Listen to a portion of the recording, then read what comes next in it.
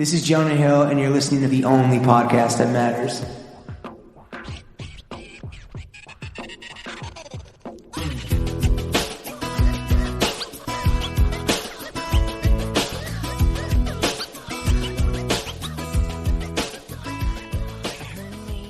Before we get into our interview with Jack Wagner, Lawrence, hit him with that good ad read. As always, the only podcast that matters is brought to you by Seasons, a members-only rental service for designer menswear. James uses it. Larry uses it. We fucking love it. It makes us feel like conscientious Johns enthusiasts who can sleep at night. And right now, you can fucking see everything that James and I have ever rented, that we've ever worn, that we've ever flicked up in right now with the Throwing Fits collection on Seasons. And do not forget to use our promo code Throwing Fits, no spaces, all lowercase at checkout for a 25% discount on your first order. James, how do I spell Throwing Fits? Hold on. Let me THROWINGFITS. Well done. I believe that is correct, but I can't say for sure because I'm an idiot. That's promo code Throwing Fits at checkout for 25% off your first order. Seasons, a better way to rent, bitch.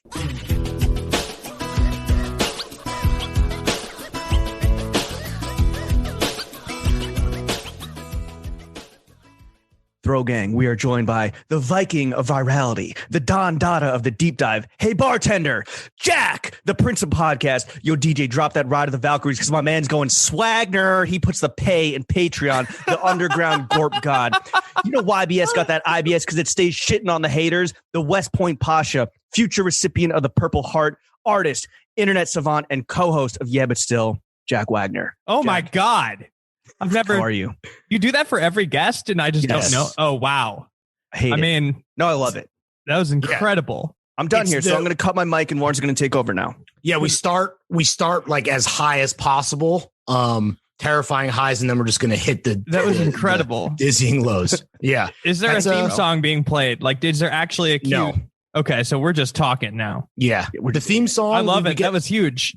Thanks. Yeah, we do. There's going to be a little teenage dirtbag, and then we're just going to hit that right there, and that's everything. Hell yeah.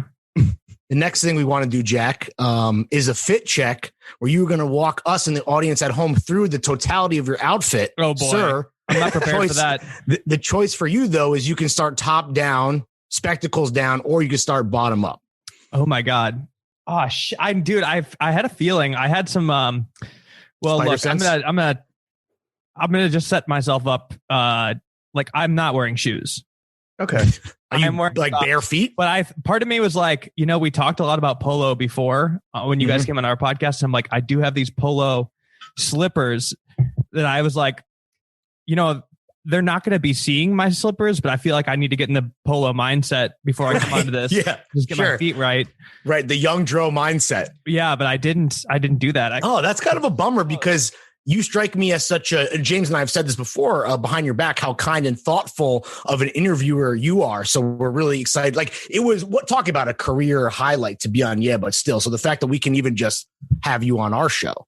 I mean, so I would have thought that you would have worn them is what I'm trying to say. I mean, I do. My feet are cold right now, but okay. So you're raw dog. Granted, you're raw dogging the dogs. Mind you, you guys are fashionable folks. I told you, Thank you, that I'm not a fit person, but right. I'm not a fashion boy, but I'll say this. Fitsman. Like I'm wearing dirty clothes. Okay. How dirty, brother? This hoodie's like nasty, like quite dirty. Quite dirty. So are we behind the paywall yet? I'm getting I don't know. What's your audience like? Am I going to be judged hard? How fitted? So we're going to get But we're going to get into that about what they think about you. But like, just so okay. So no, nothing on the feet. That's totally no. Okay. I'll show you right here. I'll say this. I snitched on myself for no reason because you guys can't smell this. This smells like a bonfire. I did work with a bonfire of sorts. I was cooking pizzas over a wood fire situation recently. Okay. So I'm reeking of a camp right now. But it's a bad smell. It doesn't smell good. And like, that's cool. This is a bootleg sweatshirt from the band Grave. You could see very cool. What kind of, let me guess, are they a hardcore band? They're a metal band. They're a metal band. Okay, damn. I mean, this was a part of I was buying like a ton of like the weird bootleg metal shirts, you know. And is that your genre of choice when it comes to I do merch? I mean, I listen to metal, but like I really like bootleg shirts. And like they don't not necessarily like have to be bad bootlegs. I mean, a lot of the stuff it's like punk and metal bootlegs, it's just because like the band's not making merch anymore. Exactly. Sure. Or is a band that exists for like a couple years and they're all like, you know, completely defunct. The streets are just filling a need. That's all. Yeah. You know, like they're not doing free it to market hurt the bands. Yeah, exactly. It's market It's efficiency. also, I do like that because it's like, you can't just like Google to like a real bootleg shirt, like an illegal one. Like you can't just like Google the it. good So shit. people have to, The good shit. Yeah. That's not been stepped on for sure. You're all about the hunt. Yeah. it's fun to browse. I have some eBay stuff coming for me. Wait, so are you wearing socks? We just we're jumping all. You're going all over the place. So the sanctity of the I got fit the check is on the Hanes- line here. Yeah. Hanes socks. I got the Hanes Dry. Took the sock X-Temp. off. Hanes Dry Wow. X Temp.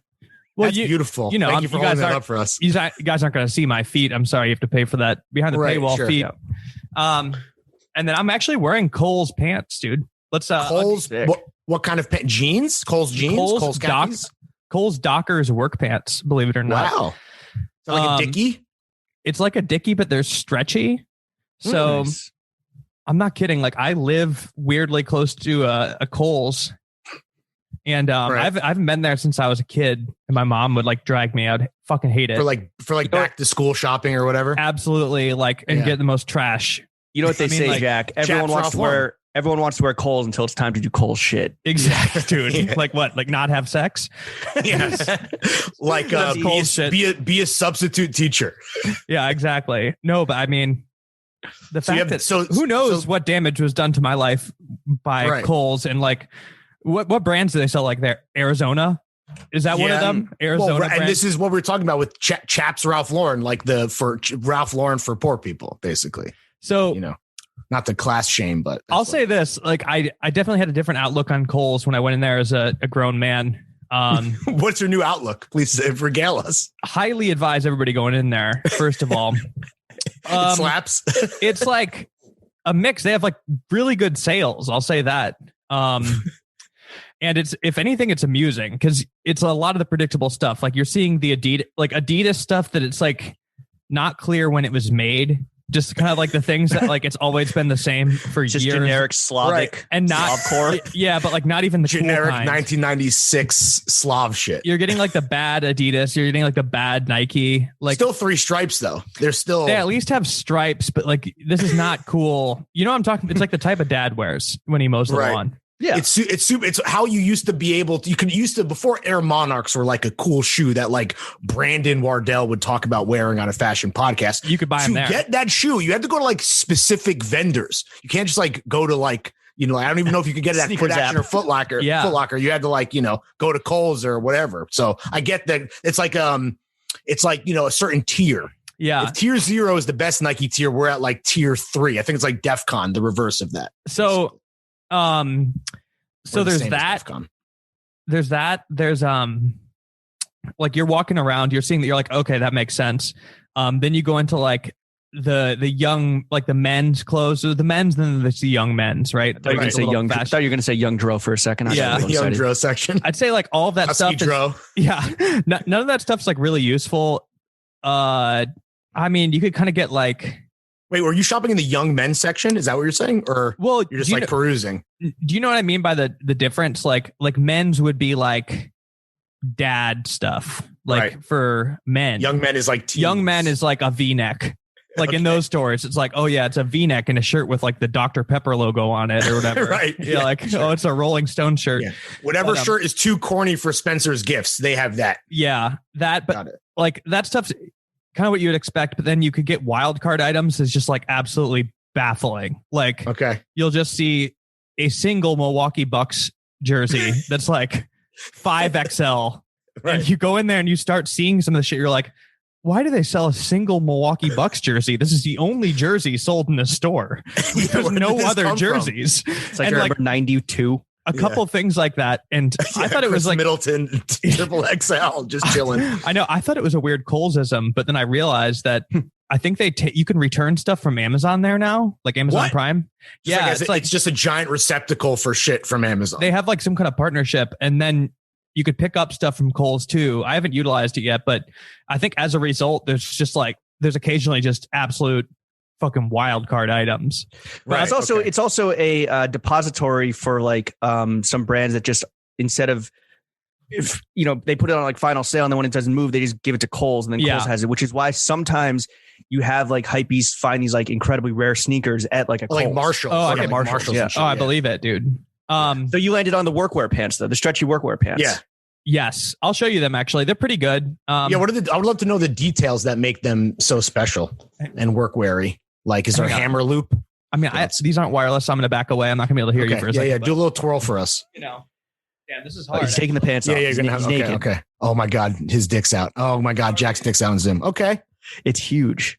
Jack's no ass though. Oh my God, they're slim fit work pants too. I was gonna say that's like a pretty fucking crispy trim fit on those. I was expecting something. Don't let Gen Z see that though. They'll cancel you. So I do like these. They're slim fit stretch work pants, which is kind of hard. Limber. I think they sell those for women in Dickies. Okay. But not for men, as far as I know. The stretch could be wrong. Like we're talking about the stretch, both slim fit and stretch. And if they are, they're just expensive. But right, I bought these because they actually like look kind of cool for being like $30. Right? There you go. Can't go wrong. But I do a lot of projects now, so I've fucking trashed. Like I've gone through them. You need the stretch so that you can like be limber and move around, and also you're like, these are going to get destroyed, so you're trying to not break like a $50 pant to do activities in. They're comfortable too. Like Dickies, like the real deal Dickies, bro. It's like wearing sandpaper. You do got to break them in. Like super starched. You have to break them hard. Yeah, this is why when we on this show we absolutely steal all of our fucking blue collar valor. You want to get fucking used and abused Dickies and used and abused Carhartt. Someone else did the work to break in the shit. I'm doing the work. I'm out there doing woodworking in my garage. Stolen valor, the workwear stolen valor. That's a Larry thing completely. Oh please, bro. He buys his things pre-broken in, and you should see my other pairs of Dockers. You should sell these. Pants. You should sell them for a 200% markup, 200x markup to Larry. You could flip them on Grail to like the real heads. Yeah, the kids that they're getting their parents fired from Nike. They're not necessarily out doing yard work themselves. What should I like if I was going to break these in? Maybe I should buy, because I'm actually doing stuff now. Like a quarantine has me building things. You're building a studio, right? What did you tell building us? out desks? Do the I'm stuff. Building desks for the podcast room, but like from scratch. So that sandblaster that I saw you fucking smoothing down the edges, take that to your gams as well. Yeah. Right. Or just, I mean, I'm literally trashing clothes out there. So I'm thinking like maybe I need to actually get the real deal Dickies so that I could, once I'm done with these, I sell them to the kids. Yeah. Yeah. Dude, the kids. Like broken in. Yeah, for real. That might be a whole new revenue stream for you. If they, I highly recommend that. That's new shit. Whatever. Moving on up. We did the sweatshirt already. What's under the sweatshirt? Let's see. I don't think about this stuff. Oh, it's a Judge. It's a hardcore band, Judge. Nice. What percentage of your wardrobe is like? I have a lot of bands. I mean, I grew up like really into music and not having like the resources or money to buy the cool merch I wanted. So I think that's like I've been more into buying. I mean, I guess I bought this at a Judge show, so this is not one of those things. But like the bootlegs, I'm like, now that I have some money, I feel you're making up for lost time. This is like the kid who's like, my parents didn't buy me Jordans, so now I buy them as an adult. This is you with hardcore merch. Yeah, got it. But people, they're serious collectors of like hardcore metal stuff because like the real deal metal shit, like non-bootlegs, that sells for hundreds, if not even more, like OG Minor Threat vintage tees, like absolutely $1,000. If it's a band that like Bella Thorne knows who it is, bro. Sure. Exactly. I think even like the fakes sell even more. Like occasionally I'll see like Macy's or Barney's or something will make like some fake punk jacket that it'll be like $12,000. Oh, sure, absolutely. I mean, that's speaking of stolen. Oh, bro, that's fashion with the capital F. Does that bother you when something from something from like an actual cultural source becomes like just fodder for fashion with capital H? For sure. I don't even remember who this was. So I think I could tell this anecdote without putting anybody on blast. Put them on blast. We're behind the paywall. But so like I sweat a lot and like I'm a little. You're a hard worker. I'm a rascal. Like You're a wet little my boy. shirts. I'll ruin my shit. Like You're a gutter snipe. yeah. So a lot of like cool band merch I've had just gets trashed. Like, you know, like it's just awful. Like to the point where it's like unwearable for me, which is pretty bad. Like I wear it to the ground. But some of it's like still cool. Like I want to hang on to it, but it's like at a certain point I want to get rid of it and I'll do like a big, toss or whatever. But there was some. You donate? You're like, you donate this shit? Some, but they would probably throw it out. But like I remember one time I was like, I forget how I did this. This is before close friends or whatever, but I did some type of post where I was like, yo, like I have all these like old punk shirts, but I'm like going to give away, but like not just like if you want them, you could have them, but like explain why and just know that they're gross. You have to prove you're worthy of the kind of like if you have like thing, or just like I'm not sure what to do with them, but somebody hit me up. They're like, yo, like I really want these. I want to use them, like make things out of them or whatever, like fix them, repurpose. I'm like, oh, cool. That's awesome. Like, cause like literally one of them had like blood all over it. Like I like broke, like when I like broke my shoulder one time falling off a moped and like went to the hospital in this shirt and young drophead. Yeah. I'm trying to remember what shirt it was, but was your moped a jet ski? Was it one of those Sea-Doo scooters? Did you see that on TikTok? No. Jet ski? No, anyway. Okay, so somebody bought the stuff. Yeah, so anyway, and she showed up.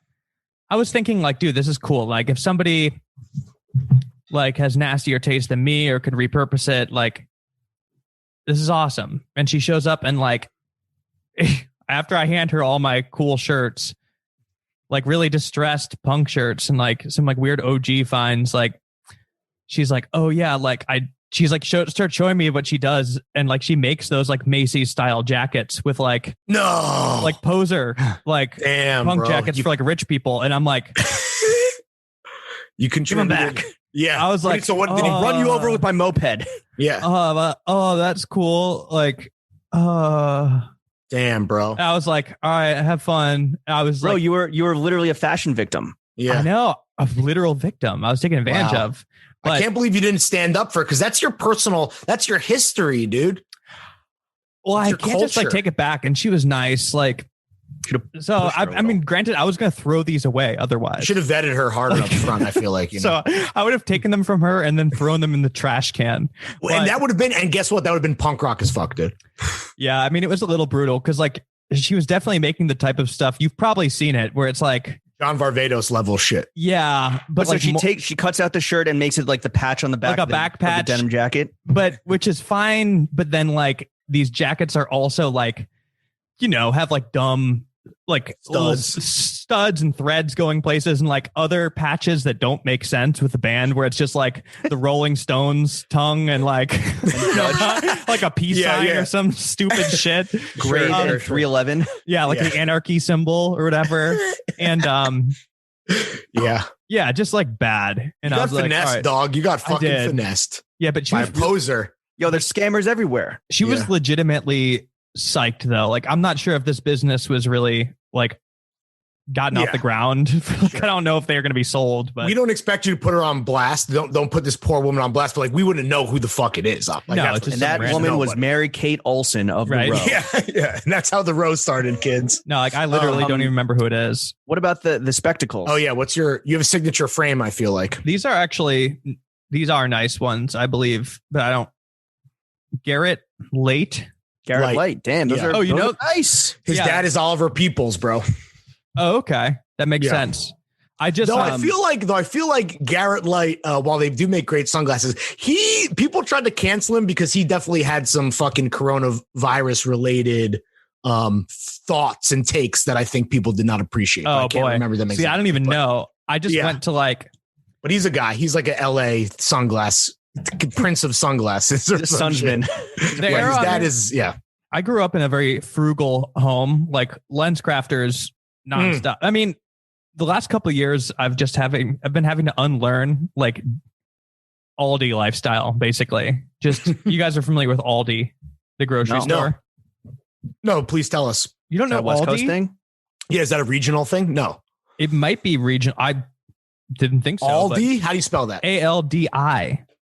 So what is the Aldi lifestyle? Oh my God, bro. All right. So Aldi is a store. It's a grocery store. Oh, I'm speechless right now. And there's definitely people listening where right now. from, Jack, where are you from? Where are you from, Chicago. Jack? Okay, so this is Midwest. definitely a Midwest thing. 'cause They have last time them about here East too. Coast. They have It's like them here. Kroger's. Really? What do you mean here in LA?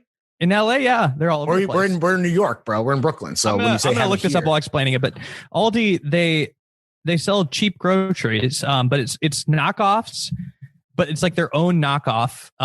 This is a German company originally, and supposedly, I don't know if this is true or not. Like, there's no way to prove it, but like supposedly, like they make deals with like Cheetos or like the Frito company, and they'll be like, hey, like make us a chip or whatever, and just like name it some bullshit.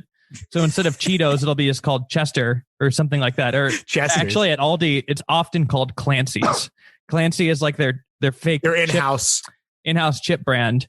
They're And the Coles of food. And wait, and they do this so that you don't pay the markup for like a brand For the name brand. product? yeah, not only that, but they only have like 2 or 3 people working in the store at all times. It's a big feature. It's really efficient. Their cashiers sit down. That's Nice. Oh, that's Respect. That's cool. You have very to- European. Very European. of them. Huge thing is that you have to put a quarter to release your shopping cart. And That's to get- common. To get your quarter back, you have to return it. return the cart and then press this little thing to chain it up to the other cart so that they also can't get stolen. Wait, Wait. but that's not an Aldi thing. That's fairly common. I feel like Where else is that? I've seen that in like Long Island and like upstate New York. Okay. I mean, they might have bit Aldi. Swagger Jack and Aldi shit. Wait, so is the lifestyle in a nutshell then like all like off-brand kind of cutting corners everything? It's just like, yeah, Aldi's like Efficiency. very cheap. So I think I was talking about like lens crafters. Right. You know, I grew You up were. just like wearing like, I mean, we weren't struggling. Like they're just, my parents were like frugal. From the Right. I'm No, sure I a lot get of it. people can They're cheap. really- Yeah, you know, my parents were cheap as shit too. I get it. yeah. So just like, I just, you know, you grew up, you don't realize that you could buy like the nice version of things if you wanted. Right. Like I Garrett Light, just, though- I didn't even know, like I thought Lens Crafters was just like where you buy glasses. And right. then The like, glasses store. Yeah. and then like a couple years later, I realized like, oh, I think that's maybe like the shitty glasses, and I could Yeah. go like get nice ones if I wanted. So I Garrett Lights finally are did that. nice. My pair of glasses are Garrett Light because he did a collaboration with Mark McNary, a designer that Lawrence and I were working with, and I stole them from the showroom and got the lenses. But I've had those since like 2012 because sometimes when you do like have the nicer thing, especially for something like glasses or sunglasses that you would normally just fucking sit on and be like, oh, whatever, I'll just get another pair. When you actually have like a pair that you like fuck with and spent money on or stole and you know it's worth money, you like make sure not to lose them. And I've held on to mine for like 10 years now. I should probably get the lenses updated, to be honest. Did get these ruined. Actually, no, the frames are nice. The lenses are the expensive part, though. Well, even frames can get pricey. I mean, now we were just talking about this Yeah. last week on the pod, but there's all these like off-brand places where you can get like name brand shit, but cheaper than going to Garrett Light or Cutler and Gross or whatever. But yeah, the Yeah. lenses are what you're paying for sure. Jack, you mentioned that everything you're wearing is really nasty. I want to finish off the fit check and hope that this last item isn't that nasty. What are the panties, my friend? Oh, standard like Hanes or something. Like I'm not, bro. I'm wearing like Target underwear for sure. Nice. Boxer briefs, No, boxers? I'm not like boxer briefs. Yes. Nice. I didn't know Respect. you guys went that deep. By the way. Oh I no, know we the go. fit- I mean, the that's as fit deep as you can includes go. boxers. Yeah. Yeah. I've And we're gotta not know we're not that- we're not sexist. We ask all our guests that, okay? It's not Yeah. just because you're a guy. No, I will say that like what kind of when we're- panties are you wearing? Yeah. Yo, what's up? Yo, Stern little level. lady. But I will say when we think about fits, it is everything that you're wearing, including the sock and the underwear. But that is not something that we probably would be like talking about if it wasn't like part of the segment itself. Like I don't ask my boy when I'm like, oh, fire fit. I don't ask him like what underwear he's wearing, you know? Okay, fair enough. Why don't we normalize that? Maybe we should normalize that. Normalize panties. If you're listening at home right now, pause the show and just text your boy, be like, yo, what panties are you wearing right now? Just checking in. I do want to just issue a correction. Please. Because I feel like there are Aldi listeners hearing this. There are 105 locations in New York. What? Yeah. Fuck, dude. And a good amount on the East Coast. That being said, you guys could be snitching on yourself. No. I think they're all over the place. I was going to say like maybe they wouldn't be in an area where, you know, it's full of rich people. Like they wouldn't be in the Hamptons. Like I don't. Right. You know, there's not an Aldi in Montauk. Yeah. But there might be or it actually might be in Montauk, to be honest. I don't know. Okay, on the East Coast, I have never heard of this in my entire life. On the East Coast, we have it's IGA and Key Food and Seatown, and the latter two mainly being in like the 5 boroughs. I forgot to say a really important thing, but Aldi is in the same family as Trader Joe's. In fact, Trader Joe's is a subsidiary of Aldi. Really? Damn.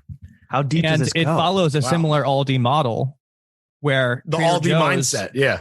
Like Trader Joe's lifestyle. If you think about this, like Trader Joe's, all that food is probably made by other companies. And like the cheese, like Trader Joe's probably isn't making blocks of cheese in a Trader Joe's factory. You know, some cheese company, and they're buying things too. What about their cereal? So you're telling me they're not making all their cereals? Yeah. So like maybe they're getting it made from Post or something like that. But what's their shit? It's like a nicer version, nicer branding. Aldi is like the worst version of that, where it's. So Trader Joe's is like the high end generic, have other people make your shit. And then Aldi is the other end of the spectrum. Trader Joe's just slaps on a racist name at the end, you know, like Shanghai Joe's pot stickers. Yeah. Hell yeah. That's how you know it's good, man. All right. That is a 26-minute fit check. Wow.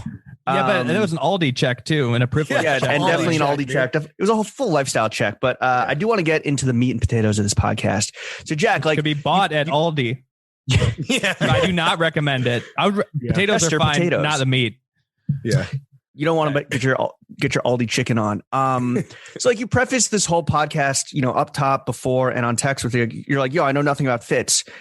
The thing though is that when we were on, but still, like a week or two ago, there were a few comments in the Throwing Fits Discord that they were like, yo, Jack low key gets fits off. Like, does this, and I have to imagine this isn't the first time that you're hearing this. Does this genuinely shock you, or do you kind of know that even if it's not like a priority or something you put thought or effort into or time or money, do you kind of sometimes know that you get fits off?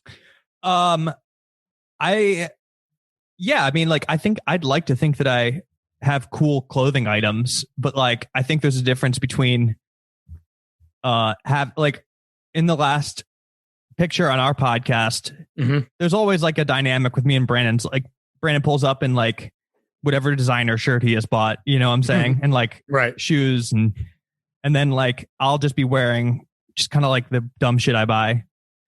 And people tend to like one or the other, but like DJ Screw shorts that I have were really popular this week. Those are sick. When you take that, granted, they are $20 shorts or something like that. When you take that photo, and I think it was the one we're talking about was Brace from True Anon, right? Yeah. Who also had a fucking massive fit He had on. a good outfit. He has great personal style. And also shout out Young Chomsky, another fucking fire individual in terms of personal style.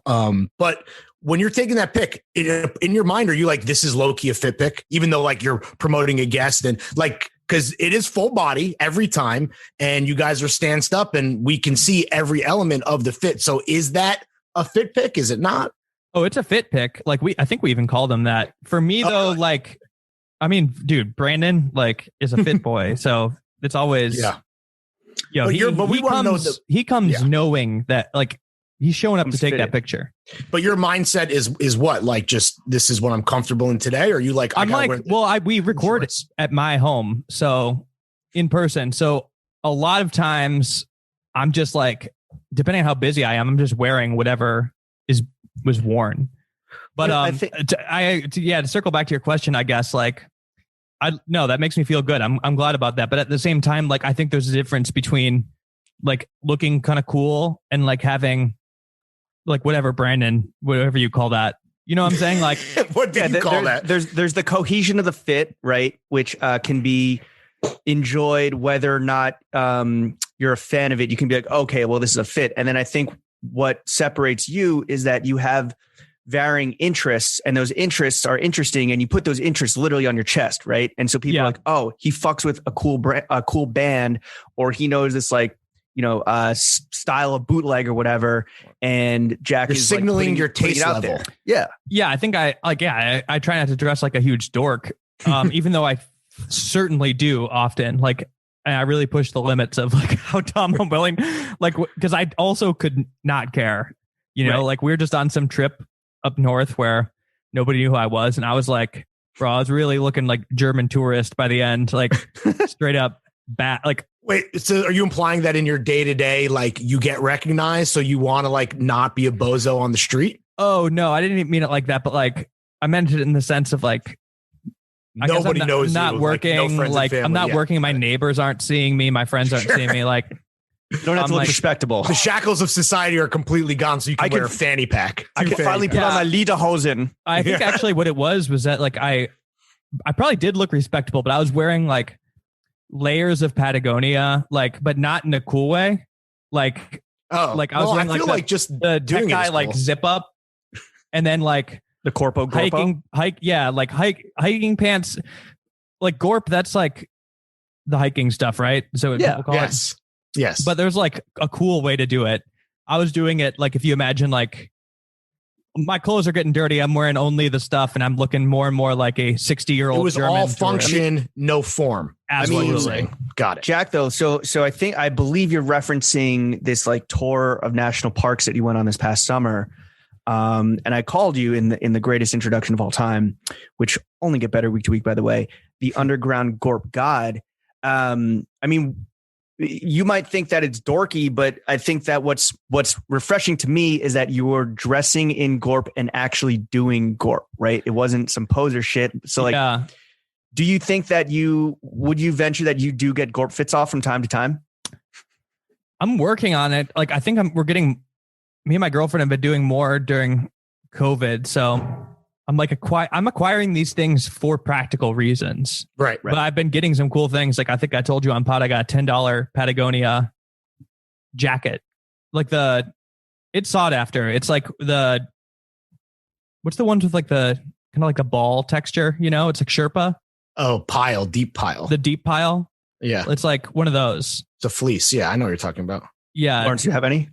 I have a deep pile Retro X. I don't know exactly the model that Jack's talking about. Well, so you're acquiring these things piece by piece, and like whether it's leaning on form or function, like you have this stuff, which is like half the battle. But what do you think of Gorp becoming like an actual fashion trend for people that don't see national parks and don't hike? Is that like weird to you, or is that just like another victim? No, I think it makes perfect sense. I mean, like I'm interested in fashion. I think like fashion, you know, it always is like goes in reverse class order. It starts with like often working class trends being picked up and like a trickle up.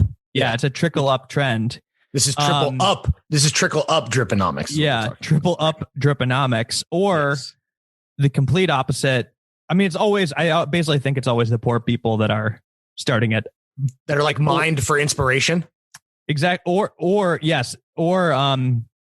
it's like the poorest people appropriating like waspy culture. We see that with like the polo. I mean, like all of that came from like shoplifting, like New York teens, you know, I'm sure you guys are familiar with that. It always starts with the drug dealers. It always starts with the drug dealers and the corner boys. And then it goes to the rappers, and then it goes to the athletes, and then it goes to the fucking, you know, suburban kids. The unwashed masses. And so anyway, I think like the outdoors thing, that doesn't surprise me at all. It's not even like the first time that's happened. What comes to mind for me is like Oasis, you know, like Oasis really brought back, and I'm sorry, I'm like really bad at remembering terms, but it's okay. I mean, bro, the parkas on the Gallaghers were out of Like the control. Stone Island. That's and like the CP. Stoney and CP Company, and that's like a hooligan, right? Football culture type shit. They were in a lot of that, but then It's like a different type of gorp, but it is a technical. These are technical garments meant for real activity that exist in the elements. Yeah, sportswear, right? In the most traditional sense. yeah, and like anorak jackets, and then oh man, what are those? But like basically, you know, like a lot of like things that were dorky were ended up being made cool by guys like that, you know, and they also took like Cool a lot people of made it cool. Yeah, a lot of like soccer clothes. They turned into like high fashion. Right. Yeah, you see that with any trend, like you know, military shit, or you know, like even like college prep, right? Is like Ivy Ivy, just kids trying to look like adults on a fucking college kid's budget.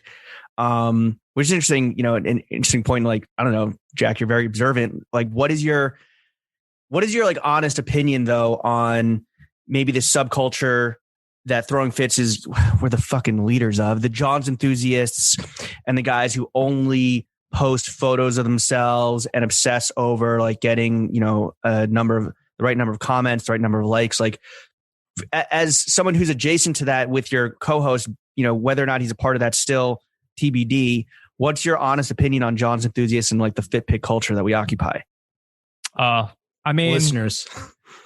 Look, I'm not gonna disparage your listeners. No, and we're not trying to bait you into doing that at all. I'm just curious. This is not for me, you know, like I don't think this is like a worthy investment, you know, necessarily. Like when you start spending tons of money, I mean, if it really makes you happy, then like it's a worthy investment, you know, but or if it's being creative to some degree too, right? It's scratching an itch. Sure. I mean, I think we all know, even within the community, I'm sure there are like ranks of people who are just like rich posers, you know, that's like, there's no respect to it.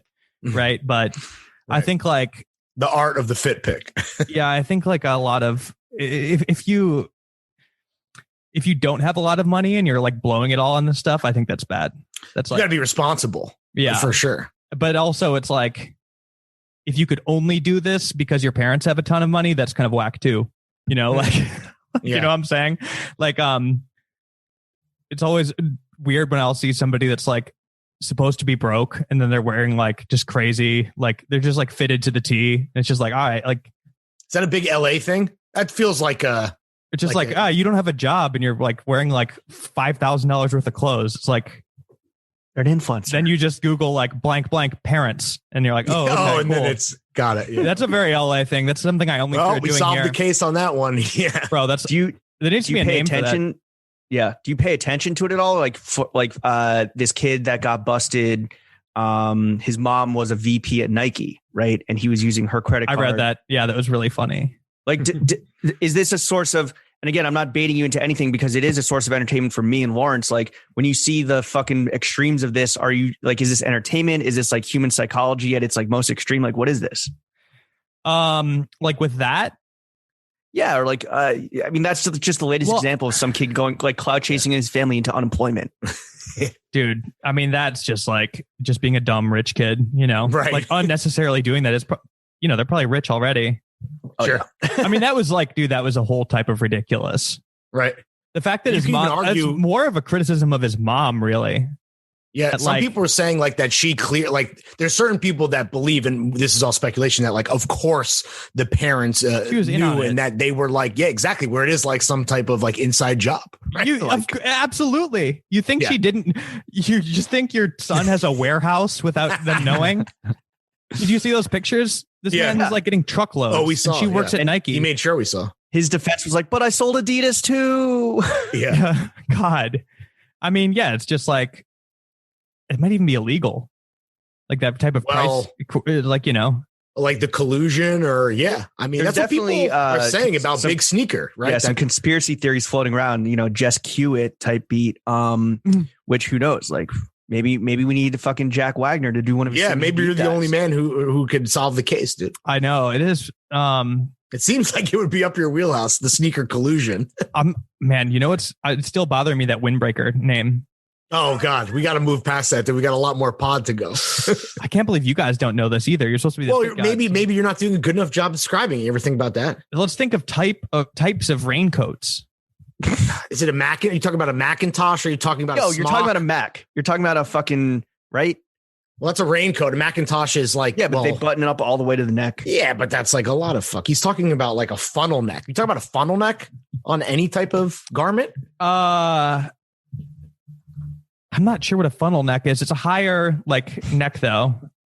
Okay, so a funnel neck is an attribute of what you're describing. I will find this. I promise you. Well, can you pay attention to the pod? You know what? Here's the thing. I think it might just be anorak. Like I think Thank you. Anorak. That's what, yeah, we said that. Okay, cool. We can I'm move so on. sorry. You could edit this. No, I will correct this by saying that an anorak is a nickname. I knew there was a slang involved. So people in England refer to like obsessive and nerds, I think, as anoraks, because guys who used to go and like, have you ever seen dudes filming trains? Like people who are obsessed with trains. Autistic people? It's like train kind spotters? of adjacent. Yeah. Train spotters, essentially. Like they used to wear anoraks while they're out like looking at trains and shit. So it was kind of like this like derogatory, like, oh, he's like an anorak. So it's like the British otaku.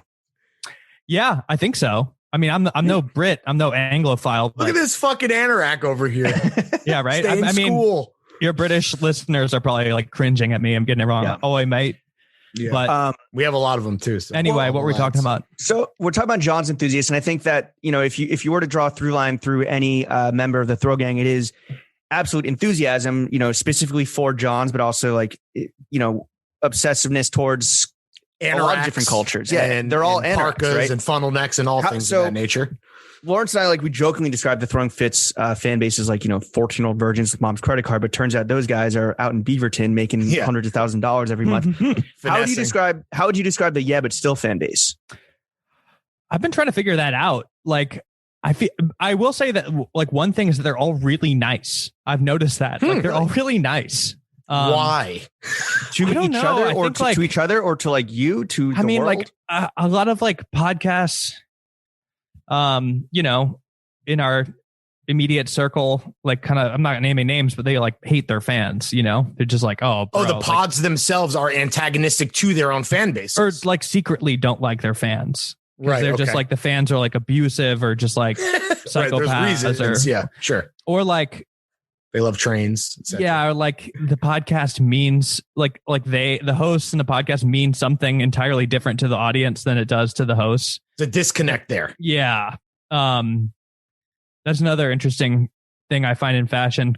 I might go on a tangent. Sorry. I'm that's tempted, fine, man. But no, go off, King. Let's draw this one out. What about fashion? Is it? Oh, just saying disconnects between the creator and the audience are interesting in general, especially with fashion. But I could, we'll come back to that. We'll come back to that. But but is that not also the curse of an artist, which is just how people interpret whether you're a podcaster or you're a fashion designer or you're a musician director? People, once you put it out there, people can interpret it however they see fit, right? I feel like you could, I'm no expert, but I feel like you could keep them in check a little bit. There's a way for people to control. Sure. You can try to control the narrative. But anyway, so you're saying your fans, you love them and they love you back. I've noticed that they're all really nice and normal. I've met them. I've never met one weird. That's I don't incredible. Like saying that's fan. an insane. That's listener, an insane stat. Listener is what I usually try to say, but audience member. They all seem pretty chill. Do you have a name for your fans? No. A nickname? No. Okay. I don't think Stillers. Yeah. But nothing. Yeah, I don't think so. Where do you come into contact with them? Well, before Corona, just kind of out on the street or something, wherever, would they come up to you and be like, yo, DJ, drop that Ride of the Valkyries. No, well, that's why I say they're cool. They're all pretty normal. They come up, be like, yo, are you Jack? And I'll be like, yes. It's just like a normal person. They want to say what up. Yeah. Brandon will get weirder interactions sometimes, Right. Hey, what's up, dude? I jerked off to your feet last week. Yeah. And we've done live shows and all of them just dude, seem like nice people. I don't know. Why do you think? Because I know, yeah, but still, but I'm not deeply familiar. I don't listen to podcasts, I guess is what I'm saying, including this one. Why does YBS not have that disconnect between fans that take what you put out there and twist it into something else that is so far away from what you and Brandon are actually trying to do? Well, like I think we've come in crossroads a lot, like me and Brandon, and I don't know, like stop me if this is too like talking shoppy, but like no, we want to talk shop, like a lot of crossroads where we've like had to decide like, oh, is this like, should we say that or blah blah blah? Like we tend to be kind of conservative with it, like not in the political sense, but just like oh, maybe we shouldn't say that. Like at no point are we trying to end our career sure for some shit we say on the podcast. You know what I'm saying? Terrible. Yeah, and like absolutely. I think We're like the same way. I think it behooves you to be really edgy on podcasts. Like I think people like that. People eat it up for sure. And like it's just radio. Like look at Rush Limbaugh and like people on the radio, like they do shock jock stuff like works, right? That being said, we don't really do that. So I don't know. Do you think that because you guys don't push the envelope in this performative way, like a lot of other people, you're kind of like maybe a refreshing, positive beacon of hope in the pod space? Yeah. And that's, you attract a certain type of thoughtful person, much like yourself. Well, I think I don't necessarily say that we're like better. Not at all. It's just like the type of people who are only attracted to something because they want to hear somebody say like a slur or whatever. It's like, or like just like something fucked up or be edgy. Right. Like those people would be bored. I think like they'll go listen to something else. Right. It's like people who watch NASCAR just for the crashes, right? Yeah. Not those who are there for the art. Yeah. For the performance. Another left turn. Another left turn. Yeah. Have you, I mean, this year has been absolutely fucking insane in terms of, podcasting, like or for everybody, content creation across the board. Podcasters especially have suffered in this past year. How have you tried to maybe like refresh the YBS formula to like just shake things up, keep it fresh? It sounds like you and Brandon are in constant contact about how to like keep YBS progressing. I mean, the format pretty much stayed the same, but we've just tried to like get weird guests and successfully so, I'd say, like over quarantine. I mean, we switched to Zoom, so that was like, same with you guys. Obviously, we're on it right now. Yeah. But I feel like that led to being able to do like some weirder guests that we wouldn't do in person. I mean, probably my favorite was Jacob Wool. Oh, right. Sure. That was a Patreon. That was a Patreon app, right? Absolute madman. Why was he your favorite? Oh my! I mean, I don't know how familiar you are with Jacob Wool, but like pretty familiar. He's like, an insane person. Liar is like an understatement. I mean, for the audience members who aren't familiar, definitely look him up. You might know him just from something simple like his hipster coffee shop tweets. Mm-hmm. But he started as the Wool of Wall Street. He was like supposedly the youngest hedge fund manager. He claims to have been investing stocks. Sorry, I'm like thinking back to our episode, but like there's a part where he's like talking about like what year he started investing, and we're like doing the math. We're like, so you were 8 years old when you're buying stocks, and he's like, yes. Like, but thank you for asking. Absolutely. No, there's this Vice thing, like a video where they interview him about it as like being the youngest hedge fund manager, where it's like definitely, I think, illegal. He's currently being charged with securities fraud for doing this. Vice was duped. Like did they know they were interviewing like a megalomaniac liar? I think they knew he was like a weirdo, but like he wasn't Jacob Wool that we know now, which right. Is, he wasn't the conservative. He became a Trump replier, and same with his dad. So like then that was his next phase, is that like year 1 and 2 of Trump's presidency, you would see him in the replies being like, thank you, Mr. President. Like, you are the greatest leader of all time. Like, everybody loves you. Just stuff like that. Just like absolutely gassing him up. And then he started doing these on his timeline. He would be doing these tweets that were just like, I just left a hipster coffee shop in Los Angeles. And all of them were talking about how much they love Donald Trump's immigration policy. Like, I heard so many liberals talking about like Donald Trump's like tax plans and how it's going to benefit them.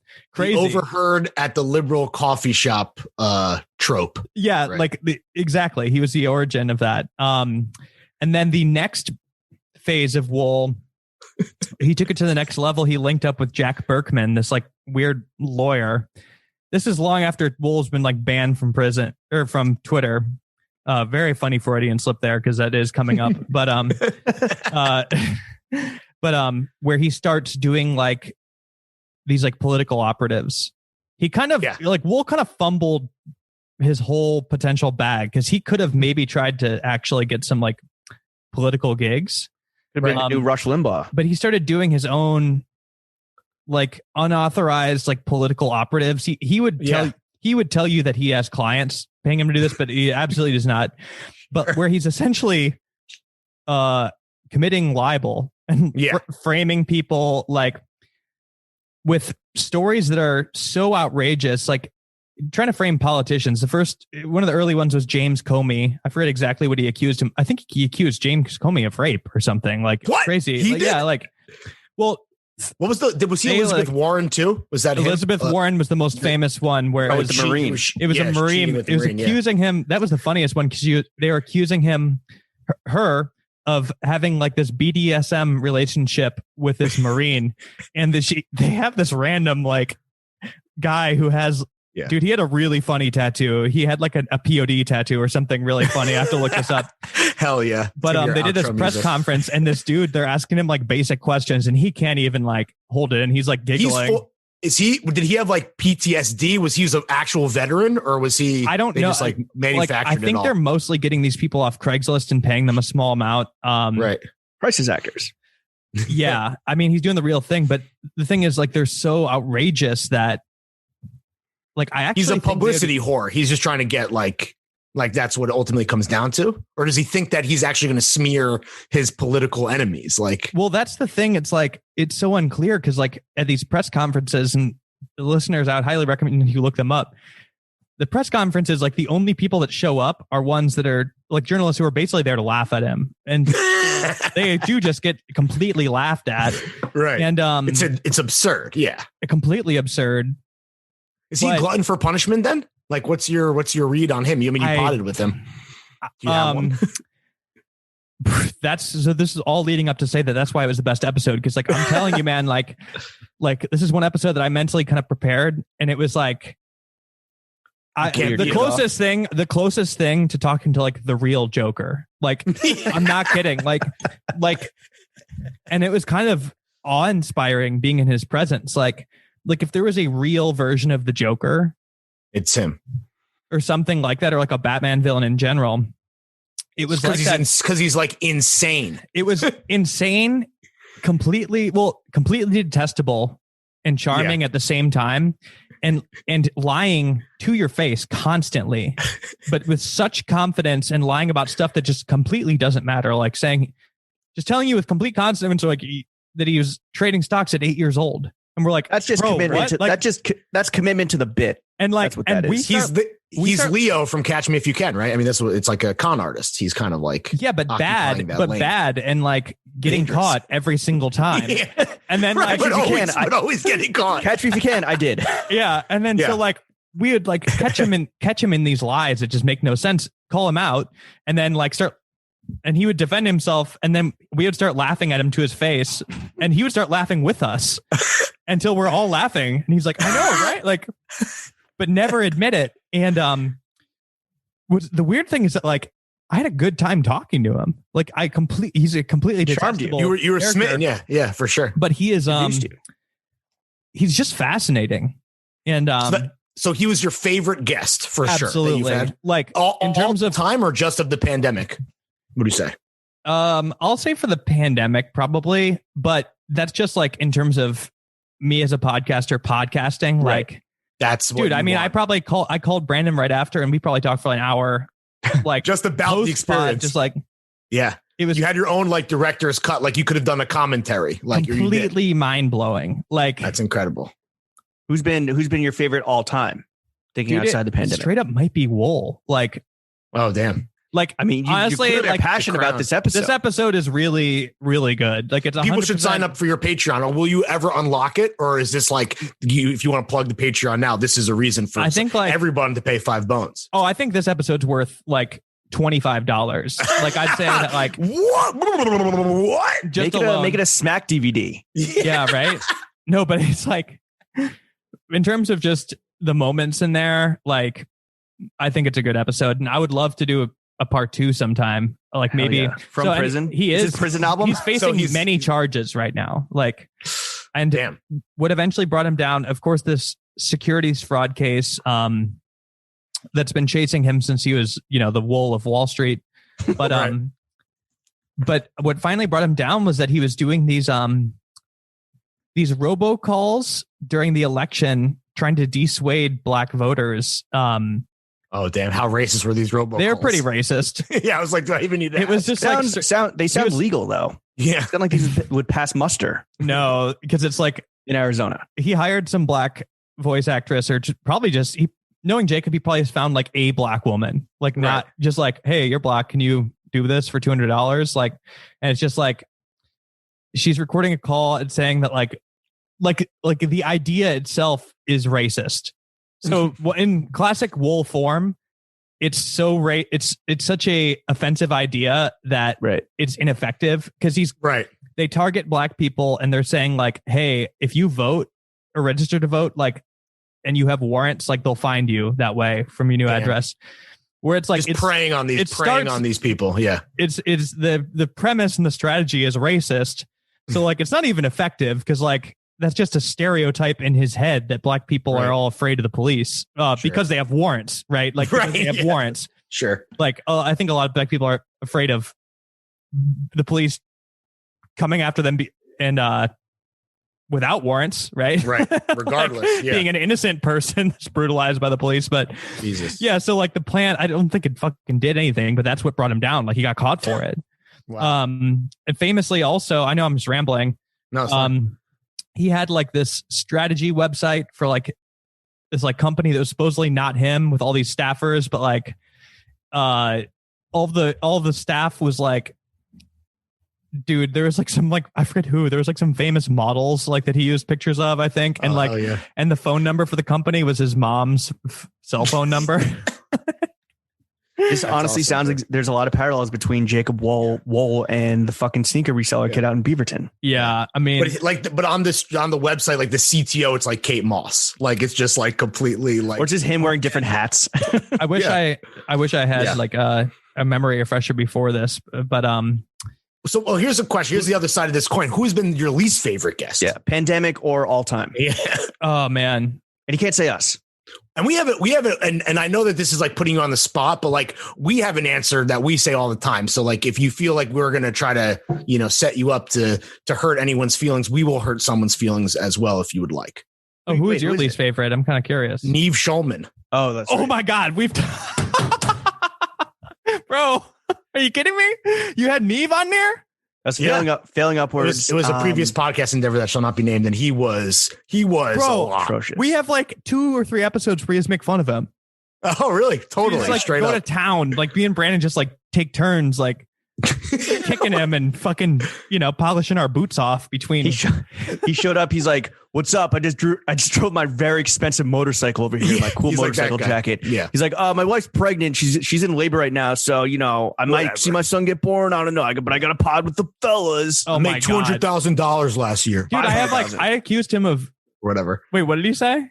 Well, I don't want to spoil too much, but we're going to ask you some personal questions later. And it's always funny to see how the guest reacts. And he's one that he just fully straight up was like, oh, here's something gauche that I'd love to say in front of. Yeah. Like the point of the question is to be like, here's a really disgusting question, gauche question that we know you're not going to answer. And then he was like, here's my answer.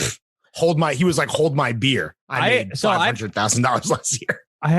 That's a really funny flex. Like just to like, yeah. Sure. It's like definitely a lot of money, but it's not like a ton where you're like, what? Like the wall of Wall Street. Yeah. Who, I made $56 million last year. Yeah. I think it's almost worse. Yeah. Cause it's like, it's not enough where you're like, wait, where'd you get that? Cause that's like, oh, you're like a VP of Adidas. Some he like turned to his boy. He turned to his boy. It can be boring. Yeah. He turned to his boy who was in the room, was like, Jerry, what we do? Like, 500,000. Yeah. Like some guy he was with, his manager or whatever. Bro, on pod before, I was saying that I think I was kind of jokingly accusing him of being a serial killer. Maybe. I need to find this stuff, dude. The elevator selfie is iconic, obviously. That's selfie. That's all time. I mean, we are making fun of him a lot for like this. Dude, we're doing a lot. Honestly, we're doing a lot, but like that him getting in trouble for like punching like a lesbian in the face at that party. At Smith College. Yeah, like He's Sarah Lawrence. Sarah Lawrence. He's at like all. Why? First of all, why did he go to a women's college in the first place? Like number one, to get some fucking pussy, bro. Yeah, to get some trim, dog. What do you mean? Absolutely, and he's at like clearly like some kind of like sex party. Not even clearly. He's like that's. I didn't know the details, but it was like some kind of like sex, like deviant, like fun party, like cool. That is like really raw. Like it's like a themed thing. I think people probably. I'm guessing they wear like bondage shit. Like the type of like wild themed party that you wouldn't bring a camera to in a pre cell phone camera world, right? Like we're not putting anything on Facebook here. You guys definitely can remember the time before everybody had cameras, and it would be like built into their phones, of course. Yeah, for sure. I mean, you had one friend who would have a digital camera that would be like making albums on Facebook, but that was like few and far between. It wasn't every single person you knew. Yeah, like there were times and spaces where there would be no camera, and that was most times. Yeah. And so it's even wilder to pull out a camera. But he was like walking around by himself at this party, like taking pictures of like, I don't know, like people like naked, like lesbian couples or whatever. And then like, I'm guessing that like some butch allegedly. lesbian, like some like butch lesbian probably he took a picture of them and was like, hey, did you fucking take a picture of me and my girlfriend? And I'm not just saying butch lesbian out of nowhere, because like he fucking like I think she pushed him or something, and then in defense he like punched her in the face a couple times. Yeah. And his excuse was like, I didn't know it was a girl. Wow. And he said some shit. I it might be worth pulling up the article, but it's just like you read it and you read his defense and you're like, man, what the fuck? What the fuck are you talking about? Strap on was real. Because we did like multiple episodes where all we did was make fun of Neve Schulman.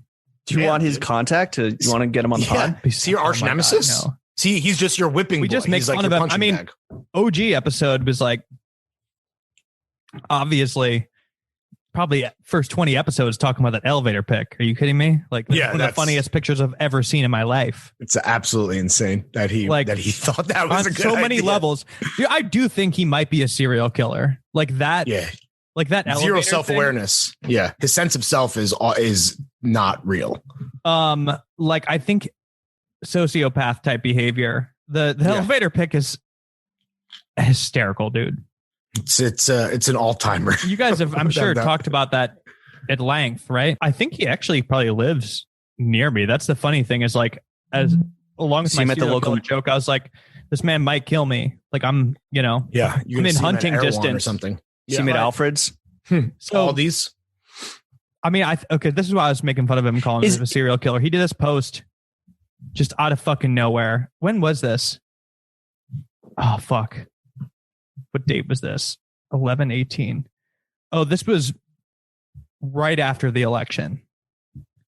So 2016? Like, this was the 18th of November. So there's a lot of turmoil going around at that time, right? Yeah. So I think that's like key to this context, because it's not that funny of a post. It's just weird. And I was making fun of him for it. Like he did this Facebook post.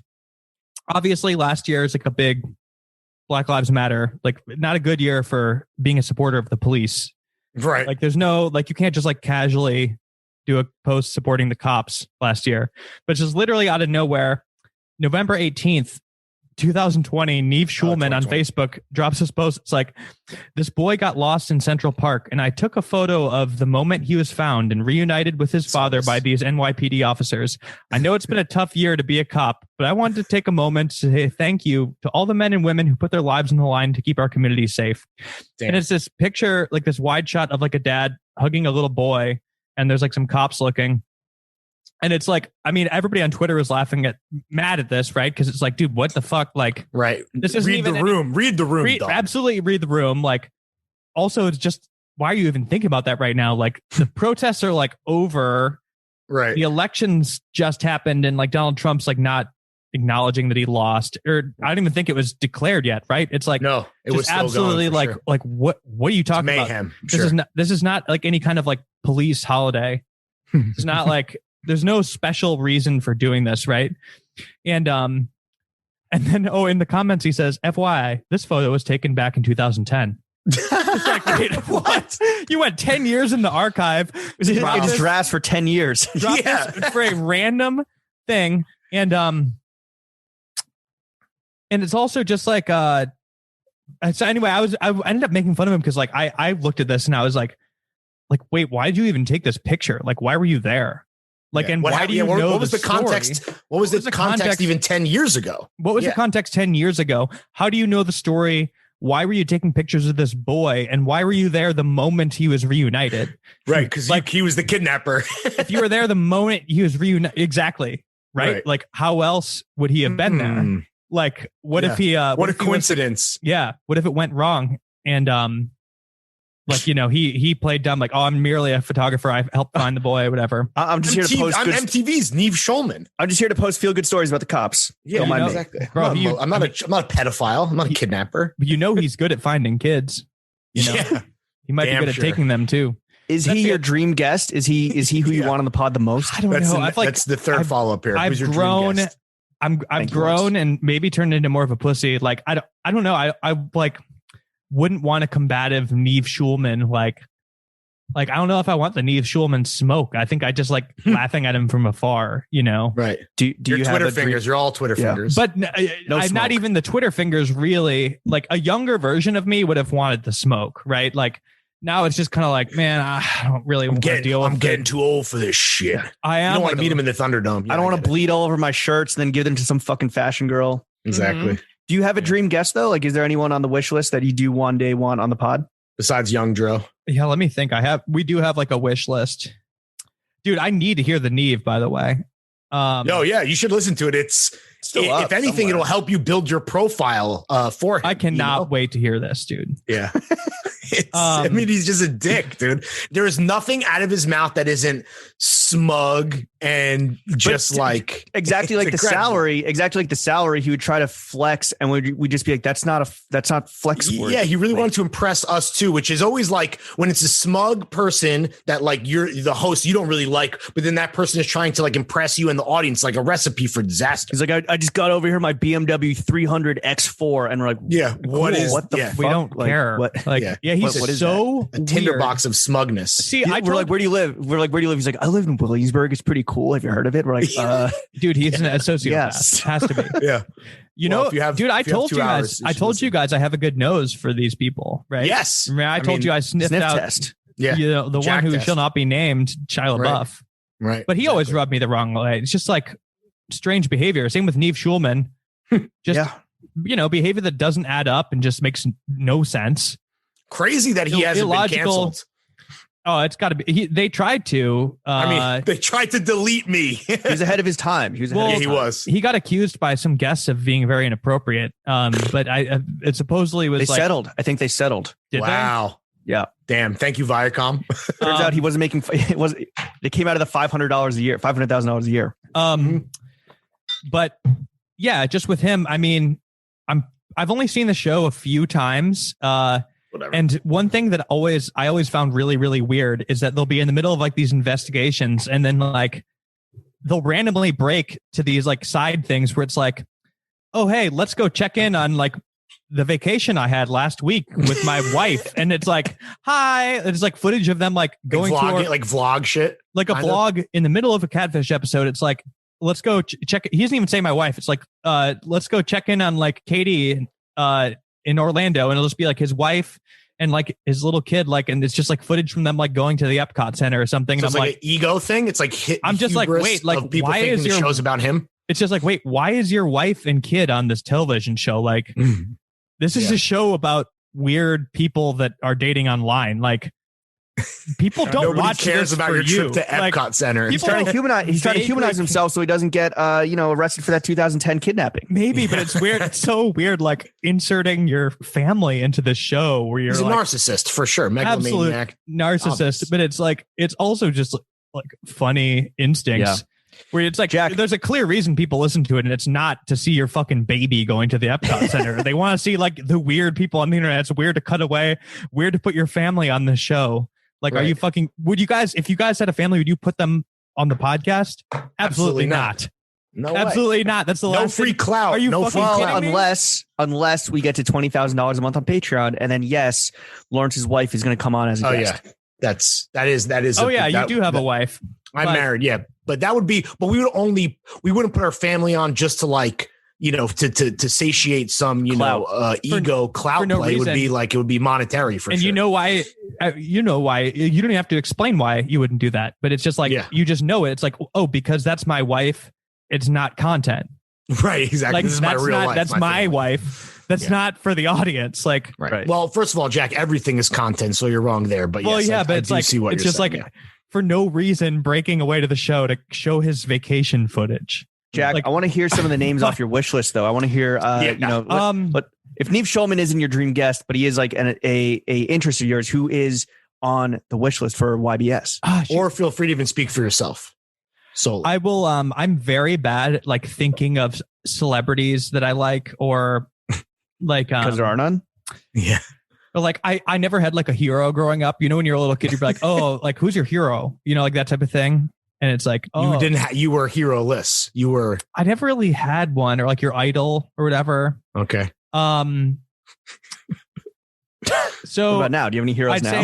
say Tom DeLonge for me. Oh fuck yeah, dude. These are like gettable. I think we could get him, but like that's like a double pronged. Would you just want to talk UFOs and shit, or would you want to talk Blink? music Both. too? I mean, Yeah. I'm a huge Blink-182 fan. Mark Same. Hoppus is up there too. Was higher in the ranks, but now I think they're dead even, just because Tom really earned my respect for the UFO work he's been doing. Right. So Is like, Travis Barker also on Yeah. that list? What do you think of Travis honestly, Barker? Travis kind is of, not on the list. I'm sorry. what do you think of Travis Barker having a Barker-sance where he's dating Kourtney Kardashian? He's working with like all these fucking emo pop punk artists. Machine that are Gun doing Kelly, this shit right? again. He did Machine Gun drums on the whole Kelly, record. Yeah. Lil Huddy. I don't know. I don't. I'm not super interested in him.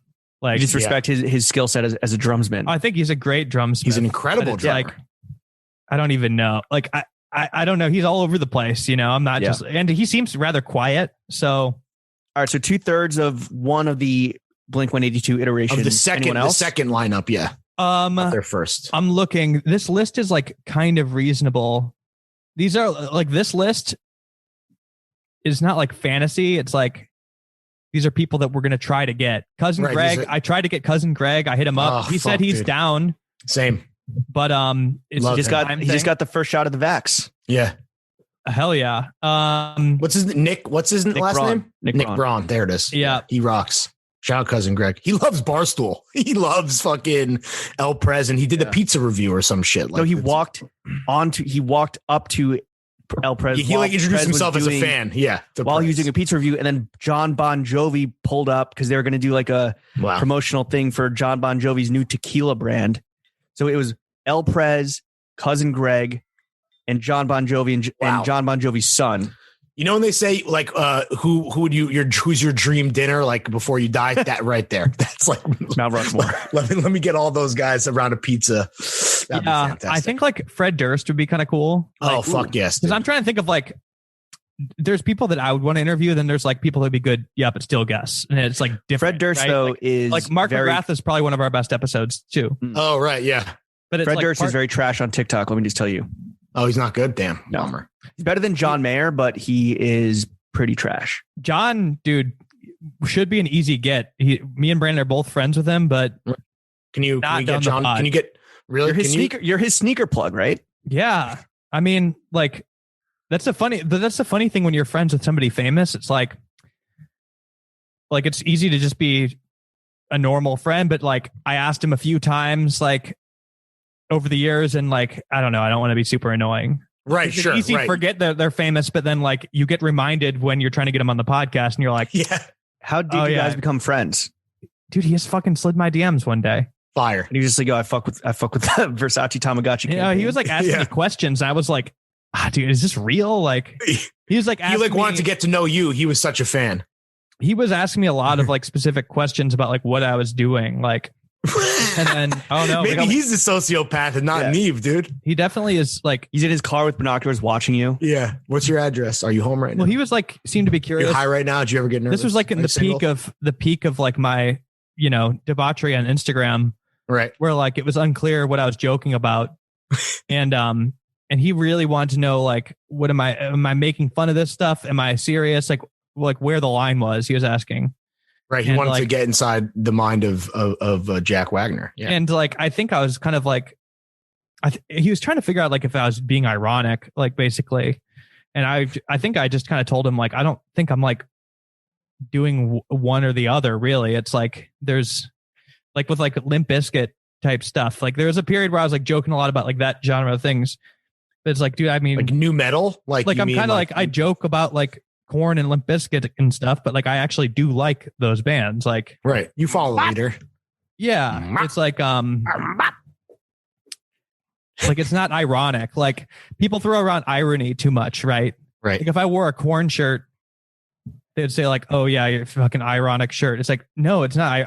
You actually like fucking Korn. But it's not 100% sincere either. No, but it's like you could. There's but it's gray, a sliding there's scale. A gray area. Like, yes, like I realize that Korn is an unusual logo to see in 2021. Right. And like there are funny connotations. What it really is it's like I realize that Korn has garnered a reputation where like their fan base, it's like no longer cool to wear a Korn shirt. Like, and I'm wearing that shirt to spite it. That doesn't mean it's ironic. Like I like Korn. And I'm just simply not afraid to wear slaps. Follow the leader had fucking slappers. Feeling like a freak on a leash, dude. Like, Got the life. Yeah. You know what I'm saying? Got the life is huge. That's a big tune. Falling away from me. Like you can wear something, and here we'll bring it back to fashion. Like you can wear something while realizing that it's not technically cool, that you actually like, and it's not ironic. That should be the reason that you want to wear something, by the way, is that you like it, not that you think it's going to be perceived as cool or perceived as ironic or sincere, whatever. Yeah. You got to dress for the right reasons. But unless unless it's a white supremacy group. Yeah, right. Or but like triple XL Bucks jersey from Kohl's. But there's like, growing up, they're always telling you like, you need to be who yourself no matter what like anybody says. And like, it doesn't matter. Like, don't listen. It's like, well, I'm not the type of person that could tune it out. Like I know what is considered cool and what's considered not cool and blah, blah, blah, blah, blah. Like you can't like just blindly. No, I'm at no point am I going to like blindly proceed. You're not living in a vacuum. You got to have like some people just have the pulse on things, but you can wear something intentionally knowing that it's like not considered cool. Yeah. But it's not ironic though. There's a difference. People throw around irony too much. It's just annoying. No, absolutely. Sure. Absolutely. Yeah. So we're looking forward to the Korn YBS episode, the Fred Durst YBS episode. I've had better dream guests, but I don't remember them, Those were fantastic, by the way. But still has become, especially, in COVID times and lockdown, like it has become a focus of yours. You said that you do spend a lot of time on the podcast because you do all the editing. It sounds like you do like a lot of the technical kind of back end work, the stuff that doesn't get the glory, but it's how you win championships. Mm-hmm. Yeah. How would you describe the Brandon Jack dynamic and why does it resonate? Like, obviously you guys fucking vibe hard, vibe so well together. Like why does it work? I don't know. I mean, I'm just like glad that people seem to like it. We definitely have like a older brother, younger brother relationship, I think, where he's like the goofy younger brother, right? Scoundrel. And I'm like precocious, rapscallion. And me and Brandon fight like we butt heads a lot, and we do on mic, off mic, like you name it. But we're still, it's like a brotherly relationship at this point. We weren't like, dude, me and Brandon, like we were, I don't know what you would call it. We were like not friends before the acquaintances. We are acquaintances, and I directed this thing he did for Snapchat, and like we are kind of like internet friends and orbiting each other. Yeah, but on some kind of like work basis, I wasn't like calling this fool to come over and like drink beers on my porch, Right. like not saying that I wouldn't. Right. But, and not saying that you would now. Yeah, right. To be clear. Well, also because like do you guys hang out? Like, is it not now? There's a happening. Yeah, and also it's like when you work this closely with someone and you talk on the phone all the time, and then you're seeing the person like you're doing work related stuff that like you could have fun, but yeah, like it's a lot already. But I get what you're saying. We started the podcast because like I think we thought that we could make a good podcast together. Really? I don't think I knew that. You guys really weren't that close at all when you're like, let's try to make this work as entertainment. Like kind of, but sort of just like internet friends and like kind of. Did it feel like a gamble on your end? Like there's a good chance this is not going to work? Or? I think we knew that it would be good because like for instance, like he was in Like and Subscribe, the show that I created. Hilarious, by the way. Great fucking shit. Yeah, but I mean, we have different interests. Like we're just completely different people. So like it's not like a personality thing. It's just like I am a little older than him. We like completely different things. Like Brandon literally listens to Ariana Grande. Like, I mean, like he listens to Ariana Grande and Charlie XCX. He listens to the Euphoria soundtrack, and I listen to a bunch of shit that he hasn't listened to. I'm interested. He's a comedian, like a stand-up comedian. I'm not. But so is that why it works? Because you're so different. Then is that like what makes you guys a good duo? There's there's like a Venn diagram of like similar interests, and we always have gotten along on that Venn diagram. And like things people tell you guys that they're like, yo, you guys have like a good rapport. Well, we started Just like sit down. I feel like we were getting like hit up. I started getting like I've done other stuff like related to Brandon too. I feel like we started getting approached as a pair before that, you know? So I think it was just kind of like, you're giving the people what they want, the package deal. Like work type offers like, hey, do you guys want to do this thing together? Like weird, kind of like random LA type. That's the opposite of me and Lawrence. Like, so yeah, I don't know. It just kind of seemed to make so sense. It just seemed like a natural fit. What in the past, like, so how long has the pod been going? Like 2 years or so? More? 3. Actually, 3 years. wow. So in 3 years, you're obviously linked to this man at the hip. What's your favorite thing about podding with Brandon? He has Brandon's really funny, of course. I think, dude, I don't know. I've never considered that. It's not like you've never thought about it. You are in a business venture with this man. You never thought about his positive qualities. I mean, your boys. No, I mean, Brandon's like his funny. Like he has like a lot of good memories of hyper specific internet and like internet obscurities and Family Guy type stuff. Like this is the Venn diagram between like this is a through line for sure because this is something you're obviously. This is like I feel like it's one of those things where like you know this is like those old like dating game shows where like they make like a couple be like oh what's his favorite color? Food and you don't know it. You look like a dick. Yeah, he's not listening. Yeah, I mean Lawrence and I we get asked this like what's your favorite thing and then obviously the follow up is what's your least favorite thing about your pod mate Brandon Wardell. I'll tell you what my least favorite thing about Lawrence is. Did I even finish answering my favorite thing? No, I was giving you an out. You kind of punted it. It felt. Yeah, I was giving you an out. I thought you were kind of like. No, I was like, I've been trying to answer all of these sincerely. I just need. Oh yeah, I mean that's fine. Take your time. So what's your least favorite thing about me, James? In knowing that you know what it is, knowing that least favorite thing about Brandon is coming up. Start mulling over that one in the back of your mind as you.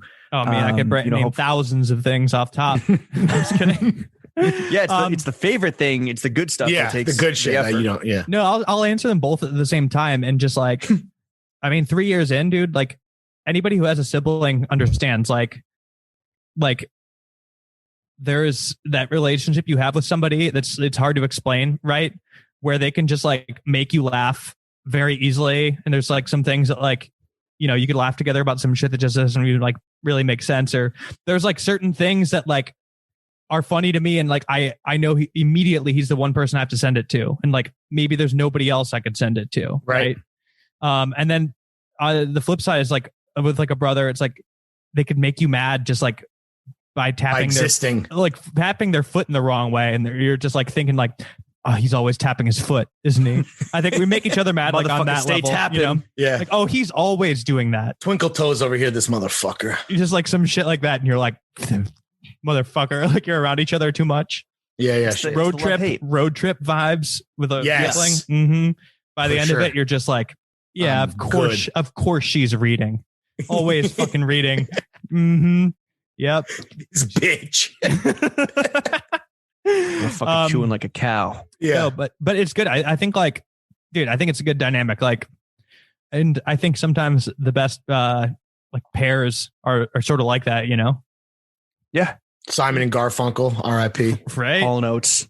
Hall Notes, Jimmy and Larry, etc. Chuck D and fucking Flava Flav, Absolutely. Run and DMC. I mean, John and Paul, you know? Yeah, The greatest. absolutely. In the past year of, lockdown podding, like, has there been, as we approach 1 year of lockdown podding, has there been like one standout time where you guys are like really fucked up? Like, and what was that? Like as a podcast? Yes. Yeah, like a misstep, like a big old misstep. Ooh. Dude, I can't think of anything. Or are you pitching a perfect game this whole quarantine? Yeah. Well, Are you getting stronger in lockdown? well, define. I mean, you're building the studio, which obviously is All going right. to be So here's huge. a fuck up of ours, right? Yeah, I was gonna say, like, what's We had a big guest on just recently, and unfortunately, the back end hosting distributor platform crapped out on us in the middle of the night, and they claim that they were under they're getting DDoS attacked or whatever. DDoS, but it lasted like 78 hours, and this big guest that ended up doing pretty big numbers in spite of all this, we lost like 48 hours, of that, and that was huge for us. And but then really you're also fucking like you're realizing like, oh shit, like we don't know how to even remotely like fix this. Like there's no technical prowess what or you like, guys lose? whatsoever. What's up? Huh? What did you lose in this? I didn't like understand. Just 48 hours of a podcast being live. It goes live on Tuesday. It goes live Tuesday mornings, right? But basically, people didn't get it on a lot of people didn't get it on their phones until like Thursday or Friday. Yeah, so it And doesn't then another chart as thing well, is- and so on and so forth. Lawrence and I, like early on in Quar, we would do these pods at like 7 p.m. New York time because we were like, oh, everyone has work. We want to go for had work. two We to even had 4 hours. Oh yeah, we also had work. When we want to go 2 to 4 hours, what's going to get you through that? Some fucking grandpa's sippy medicine, and we would end up like near blackout drunk for a few episodes where we're like, we don't even remember like asking them how That much money they rules. make. Yeah. That's hilarious. That was something we had to kind of like cut down on. Yeah, So that was I would say for me, those sloppy are the podding. two standout fuck ups of the pod. Were that one was an ongoing. That's like your probably- whole pod. pretty much, yeah. Like Everything else was a a- year, everything I else think was is a what you win. asked. Yeah. The year, there's definitely technical ones. Like, I don't know if this will be entertaining for your audience, but like as the editor, producer of the podcast, like, and a film editor myself, I've been doing it since I was 13, editing video and audio. Yeah. But Since like- Jacob Wall was selling stocks. like I pride myself on like not having. I'm making like double backups all the time of like fail safes. Right. I'm recording on Zoom. I'm recording a couple different ways on my computer. Usually, like there's backup backups, has a there's backup. fail safes. Yeah. Yeah. But dude, this and switching to Zoom creates its own set of like weird problems. Like, so I've had definitely some technical hurdles, but usually I just had to work way too long to fix them. Right. You've never lost a pod, have you? Like There's been, didn't hit record or, lost the audio. There's been some goofs. I think like one, the one I could think of is not my fault. It was just like the guest like kind of goofed it. Like didn't That wear sucks. headphones or something. But dude, there was like some super weird one where I eventually figured it out, but it was like, I was calling like hardcore audio, like film audio guys, like, and like recording engineers where it was just, I'm not going to bore everybody, but basically I like couldn't like Brandon's audio. I could hear it on the program when I would export it. Like it would just not be there at all. And I like posted the episode, I think. And it was like, this is missing Brandon. like took it down because somebody told me right away, I think. And, shit. I think, unless I'm confusing it anyway, what it was is I have Brandon using this Zoom recorder, a Zoom H4n, which is like a 4-track recorder for mics. Like you could theoretically record like I think that's what we record our pods when we're together on. It's really powerful. It's like a portable recorder. Theoretically, you could record like an album on it, like your band, just this thing. So it has like a lot of features that are unnecessary. and he like triggered some mode where it like inverts the audio track. Joker mode. Yeah. And like, not to get too nerdy, but like basically if you invert the waveforms and play it back against a non-inverted, it results in zero sound. That's how noise canceling works. Noise canceling headphones. So he hit noise canceling mode on his own shit. That's what was happening on the track. And cancel culture. Yeah. Right. Yeah. So it was really, and somehow like I eventually found like the right audio freak that like we figured this out, and it was like this weird phenomenon. And I like was able to undo it. And damn, knowing Brandon, that must have been like, he must have been so frustrated. Like not, I don't think he even knew this happened. He completely just finding out right now. No, yeah. We don't like check in about all the pod stuff I'm doing in the background. Like, no, you save it just for when you do other podcasts and we can like really talk shop. This is better. I love this. Oh yeah. No, I love it, dude. You let that rage build up inside you until he fucking taps his feet one too many times. And the other thing, on his ass. early Zoom, the sync issues with like me recording on my end, Brandon recording on his end, and then like a Zoom guest, and like things falling out of sync, drifting as you go on. Like, I don't know if you guys ever do that, or if you're just like going straight Zoom export. I think that's what you were doing, right? Yeah. Mm-hmm. But when you have like 5 tracks or whatever, we had this like guest, Danny Hill's Kitchen. He's currently serving time in French prison. Oh yeah, I remember this. Yeah. Like this man's calling in from a smuggled iPhone on the podcast. 2 episodes actually. Right. He's one of our weirdest guests too. I love him, but literally in prison, calling from a prison phone. So I'm getting, I had to like record his phone. And not only that, like imagine the internet delay going. Oh yeah. Like, even just like from the walls of a French prison. So it's like all screwy. And I remember like that episode was like, bro, like the delay is just like, it was changing. You have to like beautiful mind it like fucking. I had to go like minute by minute, like manually sync everything up. That's brutal. And fucking like French Wi-Fi, my guy. Absolutely going crazy by the end because I'm just like, Sacre bleu, I'm drifting. Hearing this all the time. Like nonstop. What about what about in the past year? Like what's been the biggest win for you guys, in your opinion? The Wool episode. Numbers. Bro, we got on Patreon. Like that moved he put asses in seats. Absolutely. We got a boost from that. And then, it went down from there, but like that was like a big boost. And I'm telling you, I mean, that one was worth it. But we had other big guests too. We had like Meadow and AJ Soprano. We had Mark McGrath, dude. We had I do these Halloween episodes that like are always pretty popular. Those are crowdsourced, right? Where you're asking the audience like spooky stories. I asked the guest. I mean, I just did it one year. I thought it'd be like the first year we had the podcast. I was like, I like ghost stories. Maybe like I'll try to do one. And I just asked on Twitter in the podcast fans. I'm like, yo, does anybody have like a paranormal experience? And the people that emailed me, all in our immediate circle, but like I got like crazy submissions from all over the world. And these are all podcast listeners, like who have seen like UFOs and Bigfoot and like crazy stuff, like, which is also nuts because I didn't know we had listeners in like Malaysia and shit. Right. And like insane stories, all types of different stuff because they're different in different countries, like their own lore. Right. But so I've done it 3 years now and I haven't branched outside of the podcast. Right. And like this last year was nuts. Like Dude, keep getting crazier and crazier because people are even like trying to or coming out of the woodwork to maybe like top the previous Halloween special. They're not like, it's not competitive, but so I had to do 2 episodes this year and like the first one isn't even like a scare. It's scary, but it's not supernatural. But like one of our listeners was like human trafficked, basically. That's not paranormal. That's like a real fucking and like threat to society. All the podcast was like recently he was listening to the podcast while he was being human trafficked. Like what?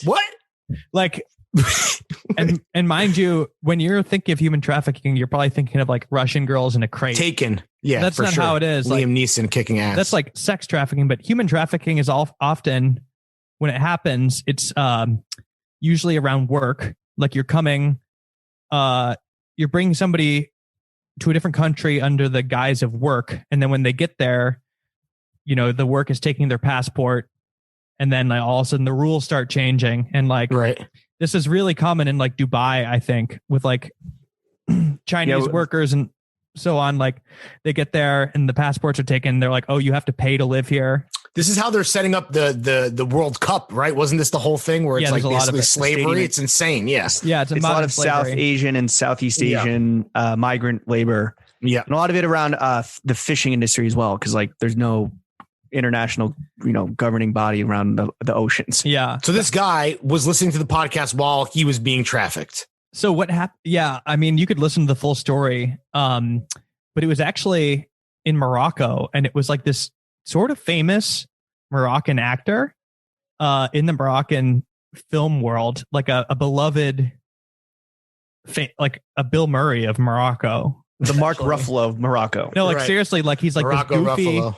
Like imagine like a Bill Murray character where like everybody loves him and he's like this goofball and like harmless kind of like, where like also like if you were to go to anybody and being like, I'm being held captive by Bill Murray, they'd be like, shut the fuck up, pussy. Well, this is what Bill Murray does, where he's like, tell someone they'll never believe you. Yeah. Right? Hold on. So was Bill Murray the trafficker or the traffickee? He was the trafficker. Wow. So like it was this old actor.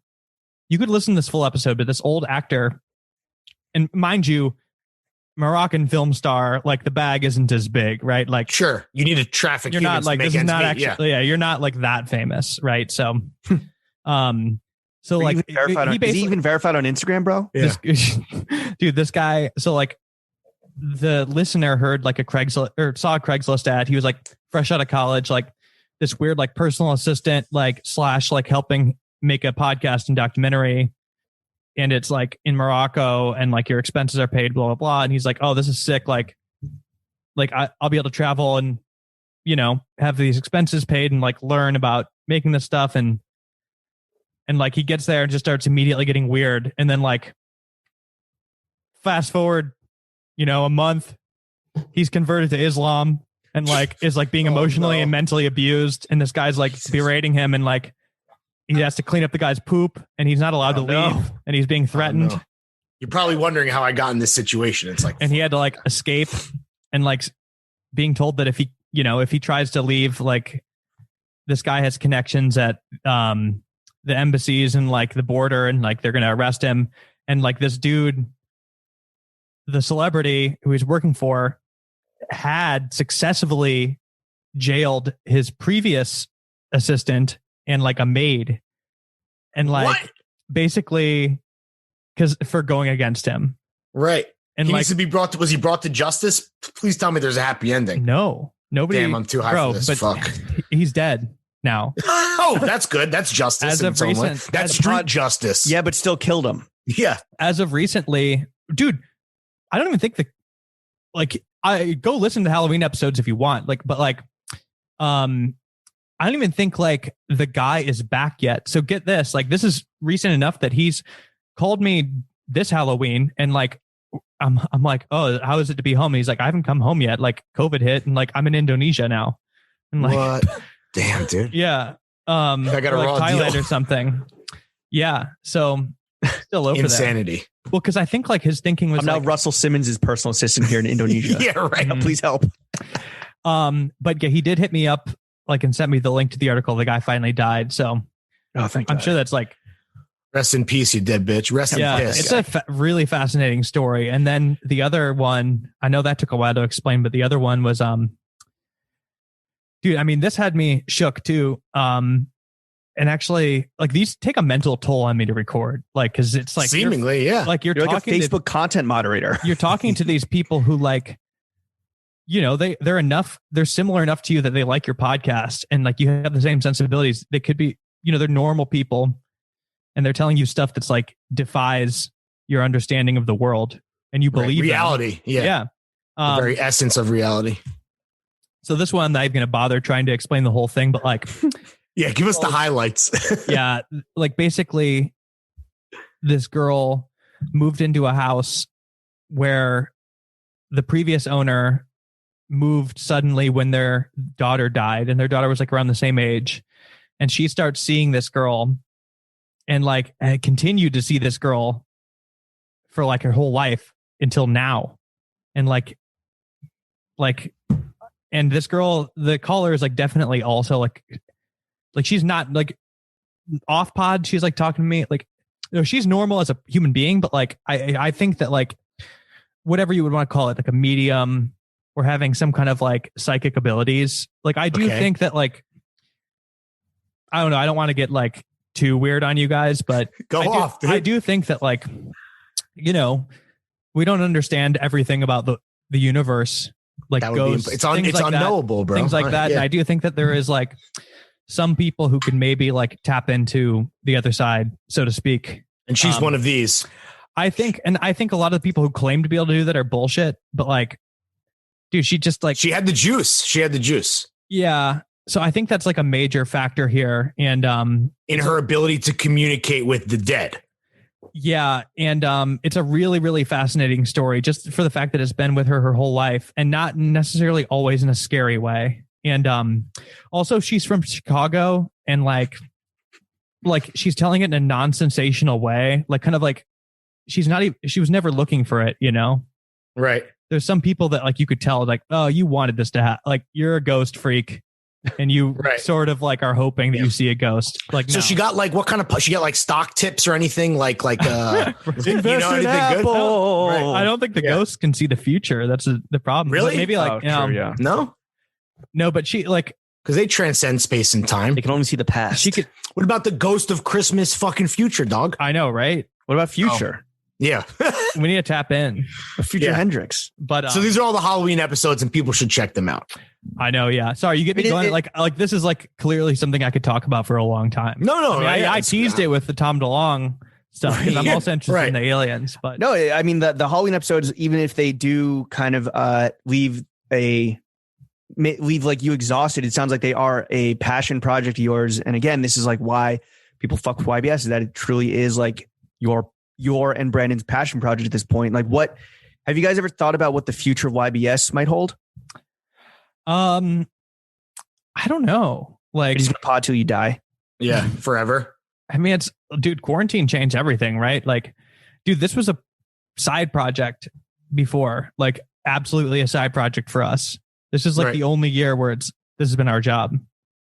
Like, and we decided to take it seriously when COVID hit, but before that it was like 100% a side project. Like I didn't edit episodes at all. Right. Like, we just have people over to my house, fucking talk about, Do you miss that? And I know we're still in the middle of the question of where do you see the future, but do you miss that? How it used to be with like less pressure? I miss having the guests over. Like that was sick. Well, no, I mean outside of that, I mean in terms of the seriousness or the scope of the show, because obviously everyone would rather pod in person. That's like the best. Yeah. It's the best excuse to get paid to hang out, right? Like it's incredible. But what was the question then? Like, what do you miss what's about the future? Like what's the future? Yeah, but still, like with things, with vaccines on the horizon, with things opening up, maybe. Have you guys started thinking about, what's the 5-year plan here? I don't know. The homie Chairman Mao. I think that's like why I started explaining that first half. But like, what I was leading into is that we never really thought, like, we were never concerned about the future of the podcast because it was always like, what's the future of Jack and what's the future of Brandon's career separately. And then like, it's also cool that we have this like dumb podcast we do on the side. Right. But then suddenly it's like, oh yeah, we both can't work for a year. Right. Now this is like all we do. So I don't know. I think it would be, I mean, we're not going to stop anytime soon, but it'll be interesting once things open back up. Like, are you enjoying it more now too, that there's like, it feels more official is like the way you feel like you're describing it, or just part of you, I guess part of you misses maybe the chill vibes from before. Right.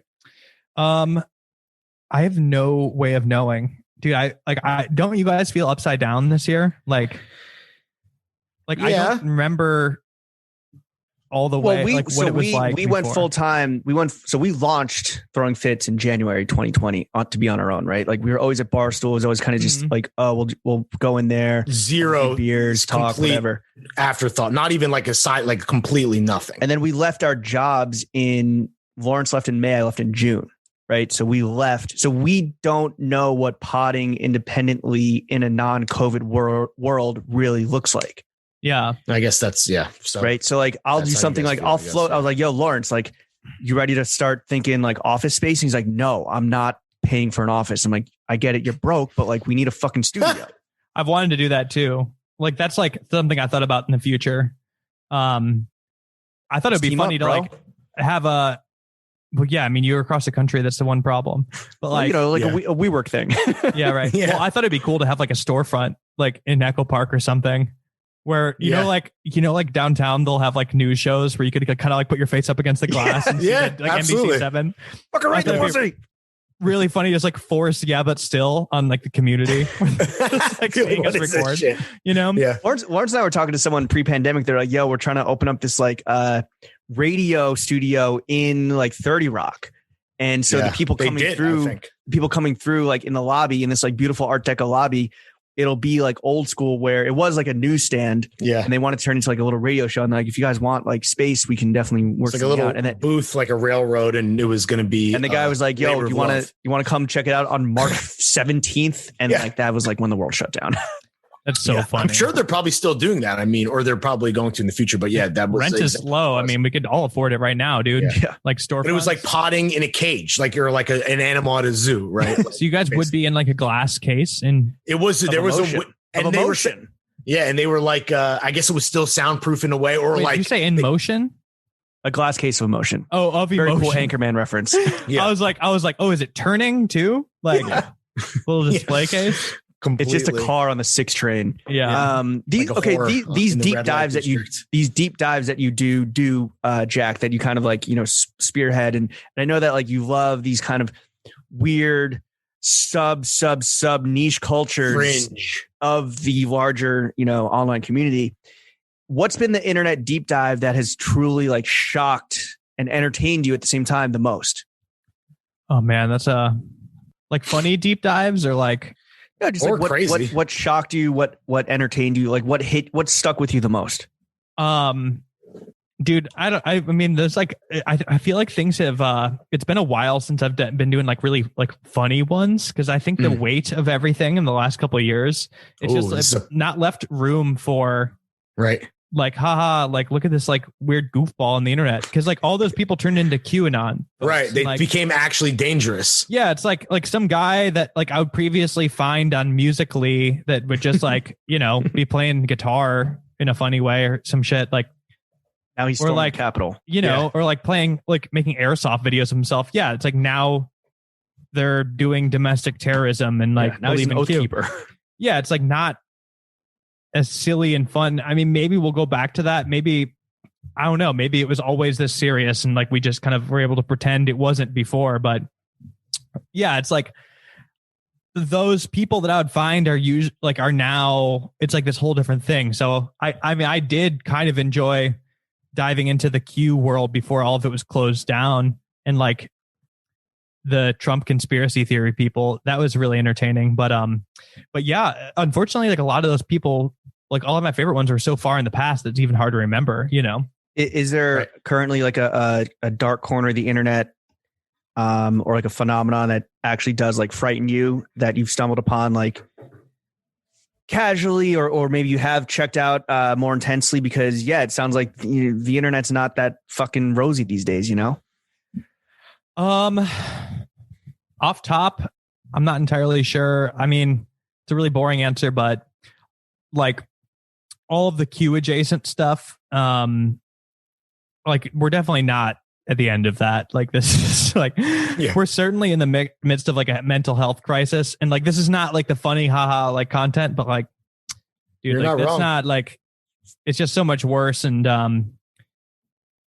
friend of the pod, Josh Citarella, does a lot of research related to this. Also, friend of the pod, Daniel Keller.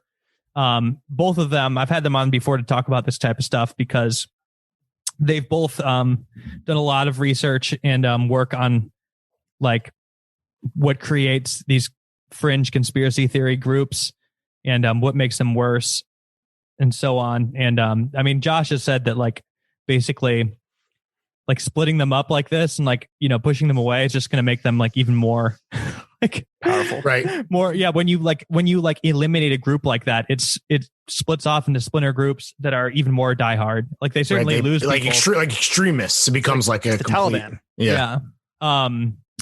But yeah, that's So like, this is like literally like how ISIS was formed, right? Like this is when Right, like yeah. the creation of the fringe group becomes, well, except we are funding them. Yeah, except it was our fault. Well, hey, it's always our fault, right? I mean, in a way, maybe we're funding them too. Yeah, we're Yeah. funding QAnon in a way. Yeah. Like targeted individuals, like that was before Q, but that's like a frightening corner of the internet. That's like pre-Q. Daniel Keller actually gave an interesting talk about that. But if you're not familiar with targeted individuals, that's like, are you guys familiar? Like revenge porn and like doxing? No. Okay. Let me try to explain this in a concise way. So a targeted individual definitely is a mental illness, right? Like this is like a key part, but they don't know that. They believe in something called gang stalking. Gang stalking is this idea that the government is doing a large stalk of you to drive you crazy, intimidate you, scare you. And it would involve like a large group of people coordinating to mess with your head, right? So like if I were to gang stalk you, imagine I'm like the head of the CIA and I have like all of these like minions, like all right, like I'm gonna fuck with Lawrence. I'm gonna drive him insane by I'm gonna drive like all these different UPS trucks around him all day, like, and he's like 25. And there will not be a single John for him. No Johns, yeah, no, but like that, and it's like, okay, I'm gonna pull up. A red car is gonna pull up to his house every day at 9 a.m. and honk twice. Just little thing, right? Got it. Little things, and that's what they think is happening. And so if you go on YouTube and search, at least back in the day, you could do this, search targeted individual, you'll find these videos of these people who they see this stuff and they think the government's after them, trying to drive them crazy, and that all of these things are being coordinated. The problem is that it has a name and there's internet groups for these people to meet each other and confirm each other's delusions. Right. So Of course. if you can imagine like people with delusions or schizophrenia or something like that, like they're talking about getting gassed up. They're gassing each other. They're absolutely gassing each other up. And part of this is that this like is sad. the government's in on this, and you have no idea how vast this conspiracy theory is, right? Like, so that doctor your sister made you go see and told you that you have a mental illness and you take these pills, bro, who do you think the doctor is? He's in on it. And like, then you have these forums where they're all in there and being like, oh no, do not go to do not take those pills. Those antipsychotics are actually going to give you like autism or whatever. And like, sure. I mean, there was always people that like, thought the government was listening in on their head. Yeah. But they didn't have like hat motherfuckers. They didn't have forums to go to. Yeah. Fellow enablers and be like, no, you're not crazy. Like I feel the same exact way. Aiding and abetting each other. Yeah. Damn. But it is like a hole you could dive down because they're documenting this stuff. It's on YouTube. Like, right. They're trying to prove their delusions, right? Through vlogging and they're whatever. really confident. They'll be filming like a UPS truck and be like, there it is again. Okay. Like, and like to you, a sane person, you're like, man, that's literally just like your mail, man. Right. So these people are all what is it, like they're schizophrenic or psychotic and they just running wild? Is that what it is? Or is targeted individual? That's not the mental illness, right? Well, I think that they haven't quite categorized it yet. Maybe they have, but at least a couple of years ago, the field was kind of like trying to figure out what it is. Cause like it's clearly something new. Right. Right. Newer phenomenon. I mean, it's a form of paranoia. No, yeah, right. It's also like narcissism, where you're at the center of some like government plot. Yeah, like why? Here's the thing: why would the government be trying to drive you? It's like why? Like, what is so special about you? The other thing is like, I mean, this is like stuff that I don't really like. The Jamila Jamil stuff. I did an episode about that one time, and like people kind of had like mixed opinions about it, but like the fact that she said that she's been like attacked by bees like 4 to 5 different times. And there's like all these like weird stories. And she supposedly has like all these diseases. Like, right. Basically it was, I had this person on who has this theory that she has like Munchausen syndrome, which is right. And like this person also kind of has pointed out to me that there's like other people you could find online who just like kind of most likely have Munchausen, like people whose online presences are just constantly talking about these like all these ailments, like an impossible amount of diseases. Right. That's a weird dark hole to go down. Yeah. And especially with like celebrities, like you start seeing like Ilaria Baldwin. Like, that's another one where it's like the dude from The League who pretended he was in 9/11. Yeah, where it's just like, I mean, he got caught. Ilaria Baldwin kind of got caught, but like like that's just like scratching the surface on her. You're like, dude, you see it? They're so big. Like, dude, those people, like the weirdest stuff, you can't take them down. Like Jamila, like anybody, a Baldwin, absolutely not. Like. We're powerless against these damn Baldwins. Fuck with it's the Baldwins and the Kennedys. Nobody will print it. Like try to find somebody to like seriously print anything about that. Like, right. Like the woman who broke the Baldwin news is I know her. And I never talked about this because she like had to go private because then she was basically just like forced off the internet. Oh boy. Yeah. Who is it? I mean, we don't say, or I don't know. Just like a woman I went to college with, and she just broke it on her Twitter, right? She was the one that drew. She went viral, and then it becomes. It was a meme. Story. She's like, "Why hasn't anyone talked about like her fake Spanish accent? Like this bitch is from Boston or whatever." Yeah. Yeah, because I talked to Tracy Morrissey, who like did an Instagram thread that went viral too, like after your friend. Like, I don't think she tried to take credit for it or anything, but like. It was just, and she was the one that did the Jamila thing that went viral, but like on Instagram or whatever. But yeah, honestly, I think it's a weird corner to deep dive. The common through line, red line of all these individuals is he's targeting in one form or another, cloud chasing. Wow, dude, that is crazy. That is the actual pandemic, people. You think it's a targeted individual. I think it's a fucking clout chaser, dude. A fucking clout shark. Dude, I think if we want to sum up like a lot of different topics that we've discussed, I was talking about freaks, my freak radar. I was talking about like Shia LaBeouf. I was talking about Jamila, Munchausen, targeted individuals, blah, blah, blah. I do think that like, being famous. Oh, and Neve, obviously Neve. Sure, of course. Just like Patient these Zero. people who are just like absolute freaks, like just observably. And you're like looking around to like, does nobody else notice this guy's like fucking weird? Right. Like, why is he doing this? Yeah. But does fame make them a freak, or are they a freak before they become famous? Right. Just as a person who's like has a taste of being a public figure of sorts, like hosting things or whatever, like, and what it takes to kind of like be bigger and stuff like that. Like, I think it requires like what, selling your soul, like what selling yourself, what fame selling requires yourself, of you. selling your soul, or even just like having that thought in your head to be like, oh, I deserve to like be listened to or seen.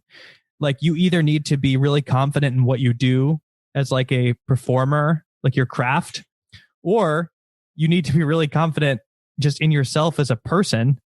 If you don't do anything, like, and you have to have a massive ego, and like a lot of those people are just narcissists, right? Right. Like, you could get really far on just being a narcissist. That's true. Of all, everyone you named, there was maybe like one talented person in that bunch. I mean, like, look at Donald Trump. Like, I mean, yeah, not. Sure, I know that kind of sounds cliche, but like in a fascinating way. Like, I do think that just narcissism got him so far. Like, it could get you as far as you could possibly go. He's the leader of the free world. Possibly go. Yeah. And he will be again in 2024. Yeah. I mean, your boy Jonathan Davis said it best. Something takes a part of me feeling like a freak on a leash.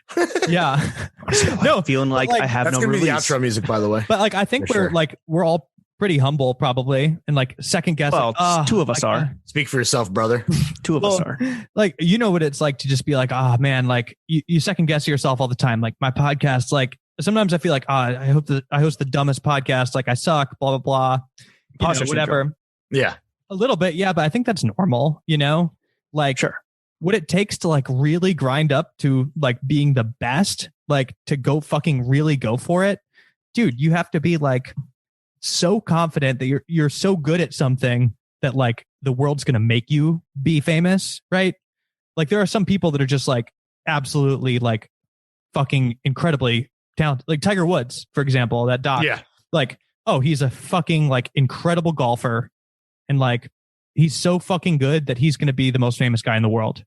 Like, as you could see, he's not good at being famous. No, he's terrible Not at good it. at being famous, and quite frankly, hates it. I think probably. Yeah, hates Right? himself for sure to some degree. Like he's one of those people that's so talented that it doesn't matter whether or not he has an ego, right? And then there's the complete opposite of that, where it's somebody that's like mainly just has a psychotic ego. Jake and like, Logan Paul. Well, I was Right, going to say, like- I think it helps for that category. I think it helps to be a white man. Yeah, for sure. That absolutely helps. Without a doubt. Yes. Jack be and I are told- living proof. Yeah, told from birth that you're the fucking goat. Yeah. No, but I'm saying like that's like why you see so many people that are famous and then it comes out and they're just like, oh, this person was a psychopath. Piece of shit. Yeah. Piece of shit. Like I'm not using psychopath in a derogatory term. Like in some cases, just like, oh, this person was insane Yeah. the whole Something time. wrong with them. Yeah. Like nobody's talked about this. Well, It's Jack, just like, yeah. Chemically you imbalanced. you being amazing. a humble guy is why like we like you and why we're so happy that you came on the pod. And I do want to fucking take that humbleness and toss out the window and take the spotlight off of others and focus it on you here for a second. Talk about money. It's a bit of a taboo subject in the society, but I think it's important, right? It's why you have your Patreon numbers public. It's why we have it public. Just so if you want to do this, here's what you're going up against. Here are the comps. My question to you, sir: how much money do you make? Dude, And you're keep in mind that Neve my is, ass. yeah, Neve Yeah. answer this immediately. Yeah. I mean, Comes for all guests. eventually. well, the question is, I'm just not going to answer it. Is the question? All right, fair. Is that That's what everyone does. There's a test. You guys told me this is a test. I know the answer. Yeah. How much money would you like to make though? Like, is there a number Or that you can can I hit also- and be a cruising? That's your cruising altitude. Okay, you're going to say something? Yeah. Before we even get there, what about as far as the money that you make being like a full-time podcaster versus the money you made when it was just a side project? Are you doing better now or worse? How about that? It varies. I like make a different amount of money every year for sure because I've never had a full-time job. I'm like hustling. No fake. You're a email rise jobs and for my grind guy. type guy, I'm a girl for sure. boss. So it varies Gary every Vee. year. I will say that like I'm not like as hurt as I thought I would be this year not working because I'm not out like running up bar tabs or like Sure. eating out all the time. Like that's kind of cool. It's like Saving amazing, money. like just like cooking, like how much money you save. Right. You know, Absolutely. And how much weight you drop. Yeah. going to Costco, dude. Absolutely. How much money would you like to make though? Like eventually when in all things considered, all things, back to normal, like what's a number where you're just like, you know what? Like I could live at this for the rest of my life. I'm thinking because it's like $1 billion. Yeah. no. Well, A cool Neve Schulman, half a mil. what you want is like the ideal is you want to make more than like the league you're grouped into, right? Like, but just a little bit more, I'd say, and like whatever class, right? Because like I make way more now than I did when I was in my 20s, like or early 20s, I should say, like 20 specifically. Okay. Like the time when I was like at Jimmy John's, working Jimmy John's on the bike. Yeah. Like literally grabbing change from the couch to like go to GameStop and get a used copy of Grand Theft Auto 3 or something. Like, Sick. Vice City. Like- Hell yeah. dumb, stupid shit. Right. So like, dude, like any amount of money then I would have felt like God. King. Yeah. God. Yeah. Right. It's all relative. That's fair. But I think like when you level up, like the definition of what is a lot and what is a little changes, right? Your standards change It changes instantly. I mean, that's the curse, right? Is on a that dime, yes. where you're at is never enough. Never good So- enough. Grass is always greener. Yeah. And even like the Fucking rat richest, race. the richest people, I've heard stories of like friends who are close to very wealthy people. John Mayer. Like not him, but like even wealthier, honestly, as who I was thinking of. But Yeah. John Mayer, if you're listening, you fucking broke ass Like, bitch. Get out of here. Smells even like broken here, Johnny. even billionaires like are hard on themselves, like and compare themselves to like some Jeff rich Bezos. guys. Yeah, like and Bezos seriously. compares himself only to fucking God. yeah. So yeah, So- He knew. What is food and going out boozing? Are those your like main money expenditures? no, I'm in buying a normal tools, world? dude. I'm not a food person at all. I'm buying tools. I'm buying like dumb shit, like Like audio building the equipment, stew. like You're video building the equipment and stew. shit. that's fun to buy. Like, but yeah, Like like gear. dumb like nonsense toys. Like, I'm like pretty happy, dude. Like, I think the ideal That's is like, great. the ideal is that like the ideal amount of money is if you can just like do the stupid shit that you like doing without checking your bank account and like worrying super hard, right? Right. You don't want to stress for sure. Yeah. And that could be true at any level, I think. Let's talk about a even more like primitive need of man, which is meats and cheeks. Sucking, fucking. You're in a loving long-term relationship, which is amazing. That's true. And you know, I know this. we've never hung out IRL. I've never met your girlfriend, but I know this because she is on your IG. Did you ever hesitate? And we kind of talked about this about like putting your family out there. You have a lot of Instagram followers. Did you ever hesitate like putting your relationship out there like that? Like you sometimes do? As a humble dude. There's definitely like considerations. Like I don't like, I'll do within reason, but I don't enjoy doing it. Like I definitely have opinions about that. I guess it's like, who are you really doing it for? Like posting stuff about your relationship. My main thing is that like when you post it, like there's a comment section and it's like, this is where we go back to people with egos, right? Like I don't have a big ego that needs to be fed. Like my ego's not hungry. Some people Right. have a hungry ego where they Damn, need that fuck. like Real spit. like they need to post that and have people be like, oh, you guys are so cute or whatever. Like Right. when I see something like that, I get nothing. I'm like, okay, that was a nice thing to say. Like, I don't know that person. Thank you. Like, so I'm not Cool, like, whatever. Thanks, Yeah. I guess. but then somebody could say something mean and it hurts Would my hurt feelings. your feelings. Right. So that's a net negative for you. There's Net no negative. And At ultimately, worst. At best. It's a even net the fucking nice neutral. things. And then there's like weird things or like anything, like all of it makes me feel a little weird because it's like, man, like there's these people I don't know and they're making assessments of something Your that life. has my life and like something precious. So it's like, yeah, that's just not for them to weigh in on, period. Like, Right. So are you, No. so you're a private person. So even just like relationship aside, like you clearly would rather put less of yourself out there. So like the pod is as much as you envision yourself being like a forward facing performer. Right? It doesn't necessarily like, I don't know. I'm not like ruling anything out. Like I definitely don't have a craving for it, but like, I mean, I'm At a certain point, you think you'll need to do that though to like I'm make talking a leap about, or like, something. I'm talking about like real thing. Like when I'm talking about like posting relationship stuff, I'm talking about like posting like real shit.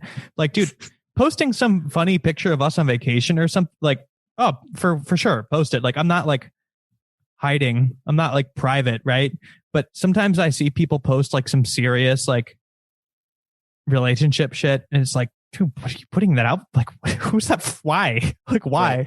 You know, Look, or like, look, I'm fucking. Look, ma, Yeah. I be fucking. or like, you know, like something that people would really, I don't know, just like doesn't need. Do they? Your followers need to know or see that? It's like kind of Again, why? this is cloud chasing. Yeah, Yeah. it's like This is Neve, low- It really cloud all comes chasing. back to that. like Neve putting his like babies on Catfish for me one day to like turn it into content and be like, yeah, you're a fucking serial killer putting your wife on TV. Like, Yeah. because as soon as You you, ever do think that, about like, Neve's? You ever think about Neve's feelings, Jack? no, Huh? because he's on a show called Catfish that's on Right. TV, and to me, he's the guy on TV. Like he's not, you know, some Yeah, person that I know in real he's life. not a real person, just Right? like podcasters. Well, yeah, because he's like a character on a TV Sure. show. He's like So, playing a character. You're not thinking of the you know, lesbian beater, right? You're Right. thinking of the but the but nice is there- guy. The character is that he's nice. Yeah. Not punching women in the face. Exactly. I'm not a nice guy. I just play one on TV. But the idea of the character shit, James and I often joke to some degree of seriousness that like there's James and Lawrence and there's Jimmy and Larry, but there's only one Jack. Like you don't like you might ham it up. I in used like to a lot more. Really? Oh, really? dude, on Instagram and shit. Like I was like, for sure. I was like goofing. Like everything I said on there was like a joke. I'd love to go back to that one day. It's just like, I don't know. I feel like It's about being in the headspace, like, because like things just suck. So you don't like it. So why would you be that happy, jovial guy? I don't know, like a lot of factors, but maybe, maybe one day I'll get there. I mean, I used to do a lot of things that was like really like people weren't sure if I was joking or not or blah, blah, John blah. Mayer, most famously. Yeah. Yeah. Maybe one day he'll put the mask back on. Yeah. But, and like people didn't know me back then. Now people know me with the pod. Like, right. It's a little harder. But I think we were originally talking about putting like your private life out there. It's just like, why? Like, I don't know. Like, what are you going to gain? It's weird to me that people have the instinct to do it when there's not a clear thing to be gained. Maybe it creates a type of transparency that makes people think that they're being really relatable or knowable, which breeds a closeness. So I can see why it would be how you can manipulate it in an advantageous way if you are a podcaster or some type of. If you're like figure. monetizing it, it's like, oh yeah, get your bag. Like I have a friend who like is like a family blogger and like he's done it since his, he like it's basically like family home videos on YouTube. It's like, bro, get your bag. Like, yeah, whatever. You've decided to do that, but I'm not. Yeah, I'm not getting. If you're getting a bag, it's different. Like that changes everything. It's weirder when there's no bag. Yeah. You have to really.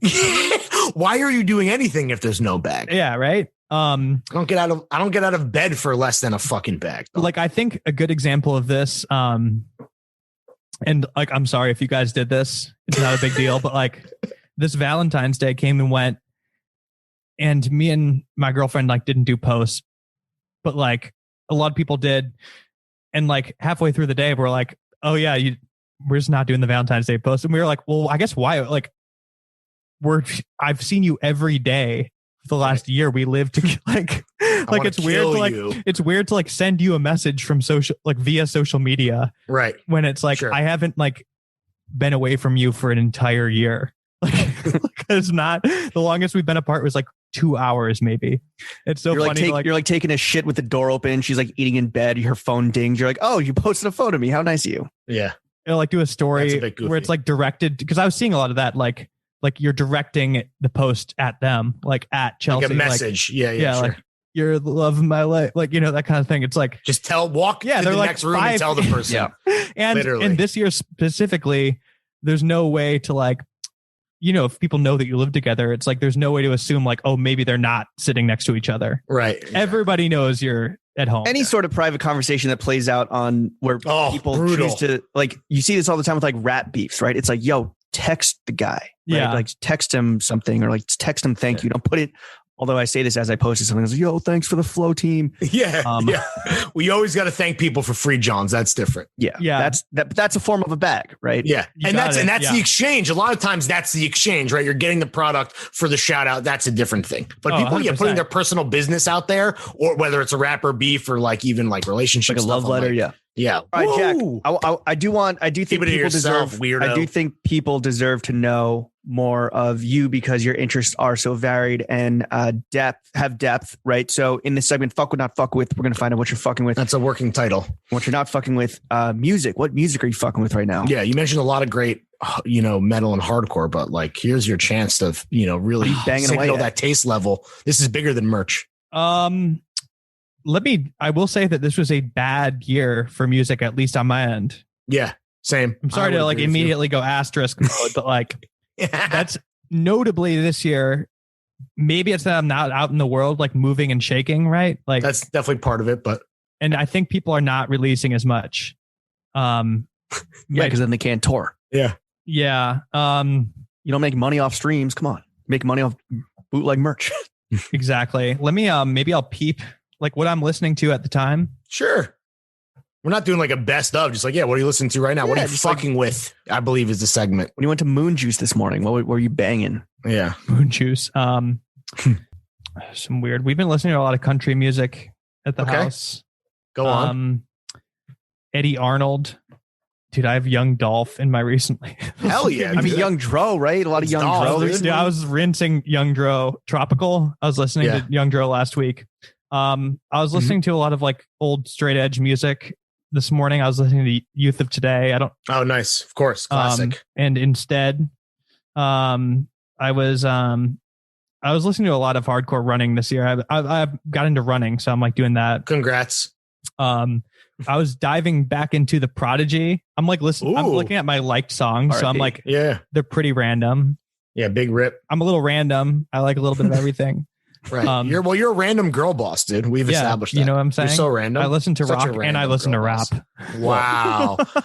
I'm the kind of chick that listens to Biggie at the farmer's market. Yo, that's crazy. You listen you listen to the gangster rap on the way to yoga? Yeah, right. Wow. At Moon Juice. Yeah. I listened to a lot of Tiger's Jaw this year. I don't know if you guys know that band. I'd like to have them on the pod too. They're not super big, but Tiger's Jaw? Tiger's Jaw. Okay. I would love that that mashup. Any music you're not fucking with, like anything that's out there that's popular that you're just like, this is trash. You already made fun of what Brandon listens to, like at the top. What was that? Ariana Grande. What is he likes? Carly Rae Jepsen, but she fucking rocks. So no slander. No, you said Charlie XCX. That's Chuck. Oh, Charlie. But I know he likes too. Carly Rae Jepsen's gas. Is she gas? I've never really like dabbled. Fuck yes, dude. Hell yeah. She rocks. You want to fucking, what do you say? You're not out there moving and shaking. You'll be moving and shaking at home when you put on Carly Rae. That booty. I promise you that. Okay, I'll check it out. We didn't steer you wrong on Young Dro, right? Yeah, bro. Well, he was familiar. You didn't introduce me to Young Dro. I don't think anyone was steered. I don't think anyone was steered. You did tell me to revisit I Am Legend Tropical soundtrack, yes. and you told me to listen to Tropical. What is oh my god, I was blanking on the lyrics right now. A weem away, a weem away. Got a chopper on Katrina spray because my chopper is on Katrina spray. Oh wait, Candy Paint Tropical. A weem away. Yeah. Gotta call up FEMA because my chopper is on Katrina spray, which incredible. Not to dodge the music question, but really funny lyrics. And when it's like, that's why I like Young Dro. When you break it down, you get to have like a glimpse into his brain, and how it works. A really fascinating way. Incredible. You could tell he just goes like brain to the pen, like to the paper, right? No, you think there's paper? Are you kidding me? There might not be paper. Yeah, there's definitely not a tree was harmed in the making of any verses. I promise. Like, man needs a Grammy. Because it's like a lot of leaps in live. There's a lot of leaps and connections right there with the lyrics, right? Like, well, he's one of the best. Well, the final point on Young Dro there is kind of like he gets no credit for the kind of stuff that the praise that's lavished on the Cam'rons and the Lil Waynes, who are in another echelon. But in terms of Atlanta, that free association shit that predates Thugger and even to a lesser degree Future, who do that really well. This is the precedent. He's the guy that established that pedigree to some degree. I had to listen or to a lot of degrees. I had to listen to it a couple times before I even realized that a weem away was he was referencing The Lion Sleeps Tonight. Yeah. Which, by the way, I don't think like that song's about like the jungle in Africa. Like, I don't think it's tropical. It's a stretch. It's definitely a stretch, but you can kind of see how he would. But it's like, absolutely. So his Candy Paint is tropical, a weem away. And then like the Katrina shit's just so funny that his chopper sprays like Hurricane Katrina. Yeah, that's banging down all the levees. Like, dude, that song, it came out like long enough after Katrina, but it is really funny to invoke the name of Hurricane Katrina, this terrible tragedy. Yeah, it's a little tasteless, but I guess that's kind of like the beauty of Dro to some degree. Young right? Dro's the OG edgelord. Absolutely. I mean, I miss when rap would do that. Like, remember, like talking about like Twin Towers, like referencing 9/11. Sure, I love it. Bin Laden clips. I mean, Bin Laden knocked down World Trade Chopper. Bush knocked down the towers. Immortal Technique. Obviously, all the hilarious bits that he would do. I mean, the song where he raped his own mother. Yeah. Oh my God. Dance with the Devil. And that's, I mean, talk about edgelord. See, that's where the irony became real because he is the ultimate rap edgelord for sure. Are you guys Young Jeezy fans? Of course. Yeah. Are you fucking kidding me? Like delivering pizzas, listening to the Inspiration in my Honda. Hypnotize is my favorite rap intro of all time. Ooh. Can we pull that up perhaps? That's on Thug 102. I have my own favorite Young Jeezy intro that I'd like to play. Oh, yeah. Well, we could put it as the outro music. Right now, your outro music is Corn Freak on a Leash. Would you like to amend that in real time? Yeah, I think so. If we're going to, what is it going to be? What is the Jeezy? Oh, are we ending it now? No, I'm just taking a note. Yeah. Bury Me a G by Young Jeezy. Of course. Only because it's one of my favorite like tropes in rap where they'll do like this like fake news segment. Like this happens a lot where it's like a fake news segment and the news, it's far from convincing premise. It's always like about something happened to the rapper that didn't happen in real life. Just like it's like a young skit, Jeezy kind is of. shot, like he's dead, everybody. And then like he'll come back in and be like, no, I'm not. I'm alive. But also it's like sometimes on rap albums, it'll be like everybody's mourning his death. He's the best, often considered the best rapper in the world. Like they add in like some shit. Yeah, right. Like that's not on the Young Jeezy song, but like there's a lot of that. Sure. Jeezy now is kind of like he fancies himself like an entrepreneur, like a Gary V type figure of like the Southern Atlanta Black community. Like he has his own fucking cell phone. Shit you not. He has his own water. I worked at Def Jam for 2 years and I got to spend a lot of time with Jeezy, and that was, even though he's like kind of like this washed like OG, it's still amazing to be in Jeezy's presence, regardless of the fact that he's now like has like trash drip and is, you know, kind of like absolutely, you know, washed and like what? The verses with Gucci was like incredible because I think people forgot that, because Gucci is cooler right now, right? He does like actual fashion ad campaigns. He's handsome. He has beautiful teeth. He got in shape. But Jeezy had more bigger bangers, in my opinion. Yo, wait. And Jeezy also kind of like Gucci tried to fucking, you know, raise the temperature, and Jeezy's like, yo, bro, like, we're chilling. We're not going to kill each other right now. Like, relax. That beef is over. Yeah, not in church. We're at church right now, dude. What's the name of Take it easy. What's the name of Jeezy's cell phone company? Oh my God, I fucking wish I knew. And then like, I know it. I'm looking at it right now, and what is it? It's a word that I don't know if I'll. Oh. I don't know if I want to say it. I don't want to get anybody confused, but it's very similar to a word that I am not allowed to say. Okay. It's spelled Figgers. Wow. Oh, so the company is a name that you wouldn't want to say out loud. That's a tough marketing decision. I really didn't know where you were going to go with that until you got to the Figgers wireless. I mean, I understood pretty clearly. No, I wasn't sure which word. Yeah, but I wasn't sure. There were two words I feel like that it could have been, and they're close to combined. Those two words. Yeah, exactly. Wow. This is amazing. Imagine being in the boardroom when they're like deciding on that name, and like nobody stood up and was like, you know, maybe a different name. Maybe we shouldn't sound like the N-word. If you want, I can do some digging. A hard R. I can do some digging and find you a video where he actually explains what the name is to Charlemagne the God when they're sitting on the porch of his grandmother's home, who is this amazing woman. She's like either like 60 or like 210. And she's such a Southern woman from like, Macon County, Georgia, that like I had trouble understanding her Southern accent. And then that drawl, she would just come up and be like, I mean, and this is literally the porch where Jeezy like started selling crack, and he like was at the stove where he made like several $1 million on the stove. It's a historical site. It should be a fucking World Heritage UNESCO site. Yeah. And then she's like, you know, Putin's gay, right? And she sold me some fucking moonshine. It was very strong. Hell yeah. But he's sitting on the porch and he gifts some cell phones to Charlemagne the God, and he explains the name. And it's something like, it's basically, it has some meaning like FUBU, like for us by us. But even if so, it's an acronym. I don't know. I don't know. All right. I mean, I'm not going to speak. I'm not going to speak for Snow. All right. Yeah. That is so funny. For the snowman. Jack, is there any film or TV you're fucking with? Oh, bro. TV 100%. Like I've seen every show. Right now I'm watching The Investigation on HBO. It's a Danish crime show. I'm on episode 1. I watch a lot of TV. Like too much, you would say? Yes. Okay. What's been the standout of the first? Ran out of shows. First 2 months of 2021. What's been the standout? Yeah, so you've watched everything. So what are the bangers that you would recommend? Maybe more deep cuts. Standouts for this year, we watched Leftovers on HBO. Oh, so good, dude. So underrated. Really, really good quarantine show. Underrated. Is that the first time you watched it? First time. Oh, magical awesome, experience, I'd say. I'm jealous. It's so good. So good. Friday Night Lights, another top. Have you seen Friday Night Lights? One of the best shows of all time. How many times have you seen it? Just once right now.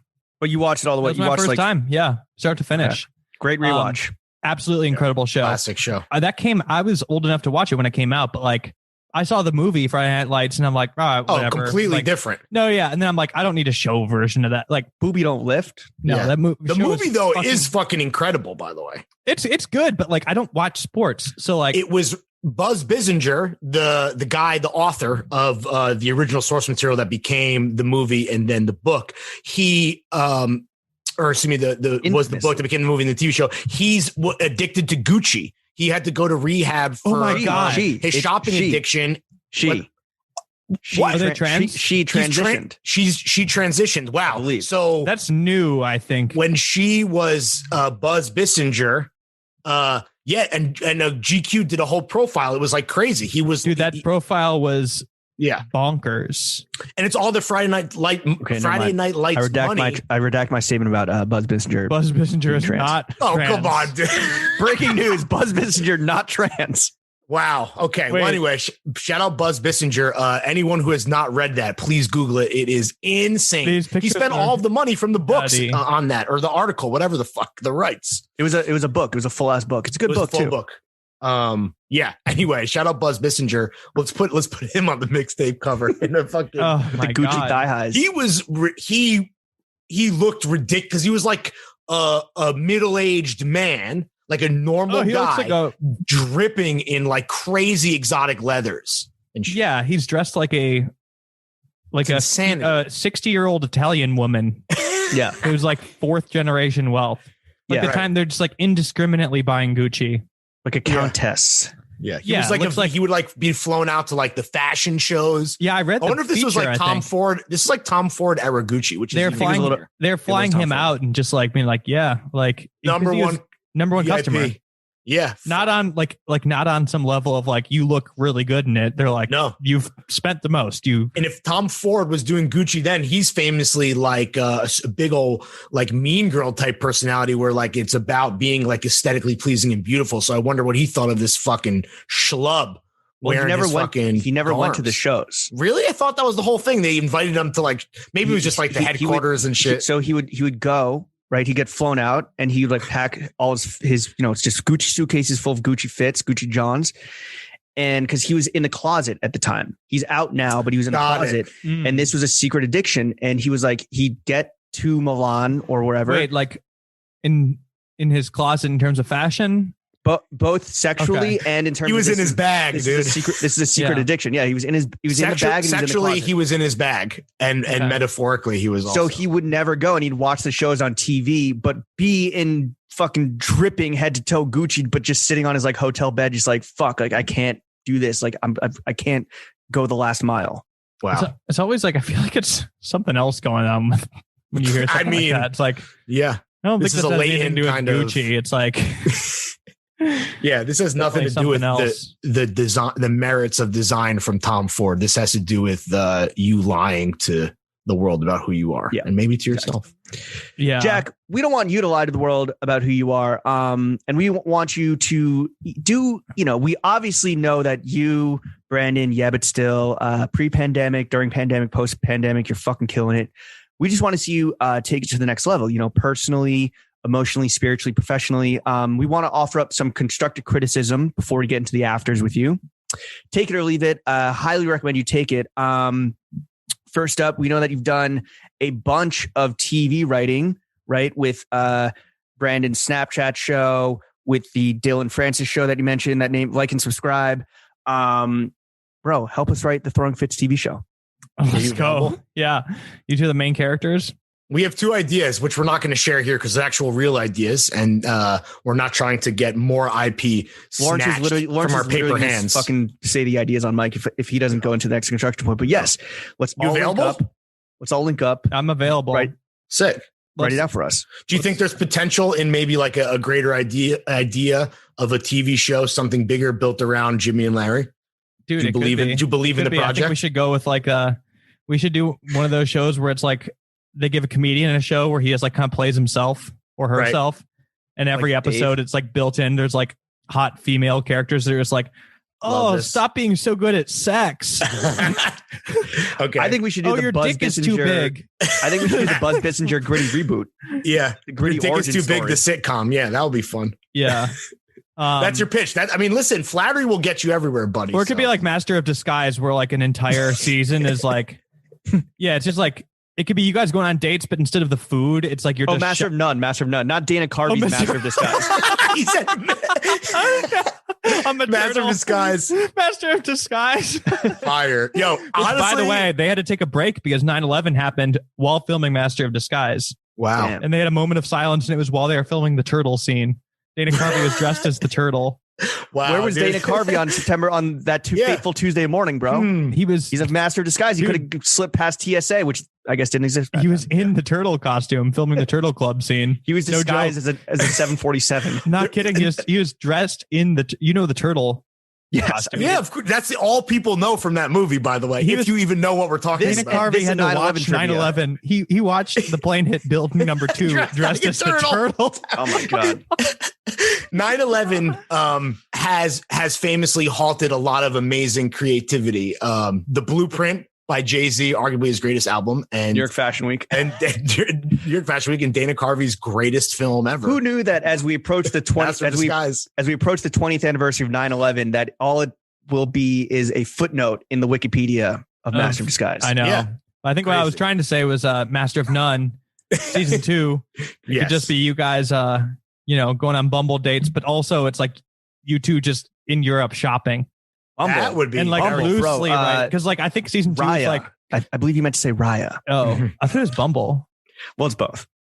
Well, I think we're on the cool. Oh the no, I mean hotter a Master of None. I feel like he's like literally going on Bumble dates. one. Oh Yeah. yeah, probably. But Sure. then like season 2 specifically, I didn't even finish it because there was so much eating. But it was like very much the vibe where you're watching. You're like, pretty sure Aziz and Eric Wareheim just wanted to eat good, like and Yes. cook, In Italy. Facts. and Yeah. like didn't really want to do the show that much. They're mostly thinking about eating. Yeah. And it's just like, yeah, can you just film us eating at restaurants? They split the difference, you know. Yeah. So you guys can do that with shopping. We'll just go that route. And then there will also be like the episodes- lazy, the super lazy route. Yeah. We'll go I like that route. And then also we'll go the route where it's like you're the creators, producers, and writers, but then there's all this stuff that's built into the plot where it's like kind of like complimenting yourself. Like there'll be like you're dating this girl, but your dick's too big, and she kind of like is Right. bothered by it, and you're like, oh, I don't know what to do. Like Right. this is My hard. dick's too big. The sitcom. Yeah, that was Yeah. a great pitch Like, too. I really oh, I like where you're coming from, Jack. You're And dripping Rod- too hard. Your drip goes too crazy. Emrata will have like a cameo, and she'll just Yeah. like want to date As you, an and ex, you're like, yeah. I don't know what to do. I'm like My crazy busy. ex. Yeah. Oh, You're really you're describing season She's a 8. targeted individual. You're I have to describing get rid season her. 8 of Entourage. That's what you're doing right now. Yeah. I'm describing a few shows. And then it's like, of course, it comes up like You're written by describing Lawrence the and James. series Entourage and Entourage the movie as well. Well, not quite, because Vinny Chase didn't write Entourage. Okay, right. That's like, it's funnier when the star of the show also wrote it. Right. And they're like A playing buddy of mine So was- Seinfeld. Yeah. A buddy of mine was the personal assistant to Doug Ellen for, I believe, season 6. He's some amazing horror stories. When it really creator got writer good. of Entourage. Yeah. Really? I Oh, boy. don't You want to guys need to say come back him on the for him, but pod. Yeah.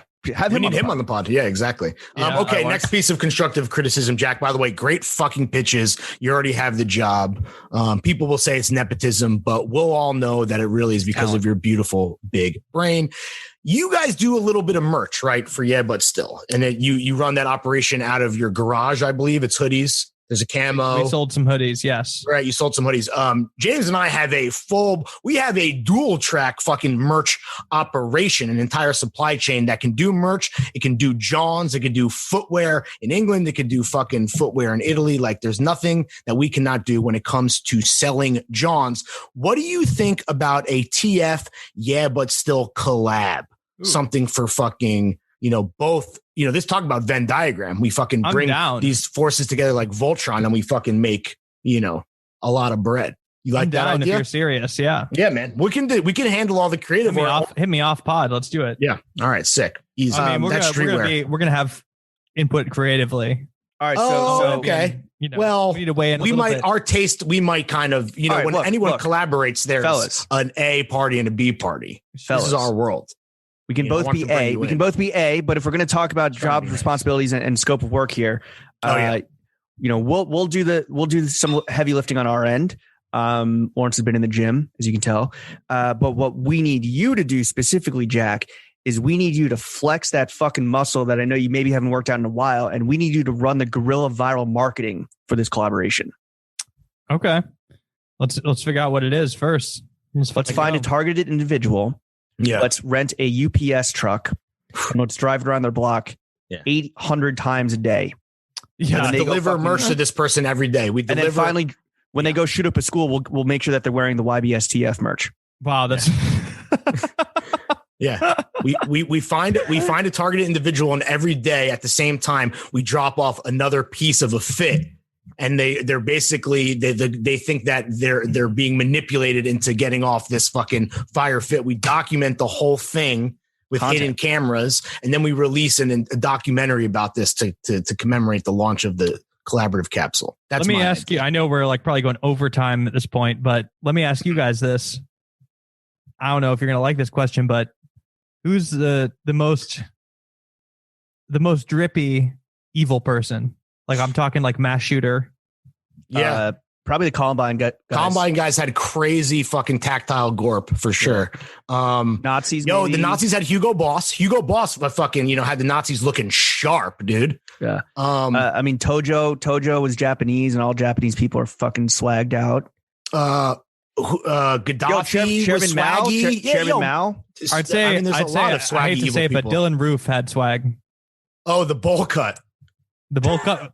And he had some good shirts. He looked like a TikToker. Yeah. I mean, look at all of the fucking Proud Boys with the Hawaiian shirts. I mean, that's camp collars on Smash. That's Big Loud Prince. I mean, that's in, baby, The Boogaloo Boys. Those aren't, the Boogaloo Boys? Whatever. Yeah, those fucking Boogaloo guys, Boys. Sure. Not the Proud Boys. What are they? Fred Perry? We even talked about that on pod, right? Like, and then you have like the Neo, like Richard Spencer in the suits. Yeah. What's Spencer with like the good Dylan, clean cut. If you Google Dylan Roof, I mean, this is an evil person, but like he had fits. Like this is right. Yeah. No, like what? Complete, bro. Just Google him. He got fits he had off. fits. Like He's right. He didn't know he was doing it. I don't think. No. He's like you. No, it's absolutely. People say that Dylan Roof is the Jack Wagner of getting fits off. That's what they say. Yeah, that's a thing that people say. Yeah, that's not constructive criticism. This is though. Lawrence has one last. Oh yes. Okay, so we're going to figure the collab out. Maybe it famously will blow up in our faces and we will become adversaries, at which point we can still affect the bottom line by doing a tag team wrestling match. Maybe for charity, or we could lie and say it's for charity and we just split it. But, we can become adversarial if if we can't link and build, we can, we can fight and build. Logan Paul style. Way. Exactly. So, yeah, just a thought. All right. That's all our constructive criticism. Jack, where can the kids follow you? What do you want to plug? What's your podcast? Where can they listen to it? Plug your shit. You made it to the end of the only podcast that matters. Patreon.com/yeah, to time for the episodes I was plugging, I got to get the bag. I do think the Wool and Halloween episodes, selfishly, I'd say they're worth the money, but otherwise just, but still podcast, we have main episodes that are free, Patreon episodes. I'm Versace Tamagotchi on Instagram, Jack D. Wagner on Twitter, if you want to follow me. But you ever been to the Versace mansion? No. Where is it? Took a shit there once. Italy? It's Miami. It's in Miami. Oh, Miami. Oh, I've walked past it. Yeah.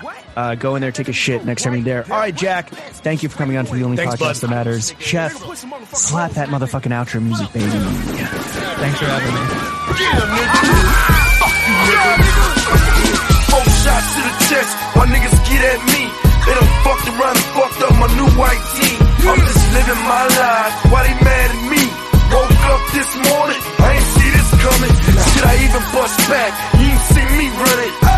I hope heaven got a VIP line. Got partners in hell that'll sneak me in the back door. You know I hate waiting in line. Paramedics on the way, but they wasting their time. Everybody standing over, niggas screaming and shit. Damn, y'all give a nigga a second to think. Which one of you niggas shot me? It was one of you bastards. Bet my nigga King throw $100 grand in my casket. Bury me in Tommy V suit jeans, a USDA top and a throwaway Glock. Bury me a G, nothing more, nothing less. When I get where I'm going, I just gotta be fresh. Bury me in Tommy V suit jeans, a USDA top and a throwaway clock. Bury me a G, nothing more, nothing less.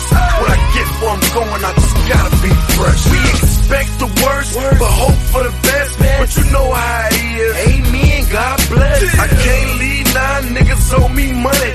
My nigga on the west side owe me by the dub. Let my partner with a few shit, he owe a nigga too. I should've hugged my son, should've kissed my mother. Spent some time with her, show I love her. Every night she was praying for me, I was in the streets. Active little nigga, shit, I stayed in some beef. Lucha going through some real shit and he really need me. And what about the street shit, they need me too. Almost forgot Def Jam, shit, they owe a nigga too. I look like a bear me and Tommy Bisu jeans. A USDA top and a throwaway clock. Bury me a G, nothing more, nothing less. When I get where I'm going, I just gotta be fresh. Bury me in Tommy Bisu jeans. A USDA top and a throwaway clock. Bury me a G, nothing more, nothing less. When I get where I'm going, I just gotta be fresh. We interrupt this program to bring you this breaking news story. I'm Kelly Washington reporting for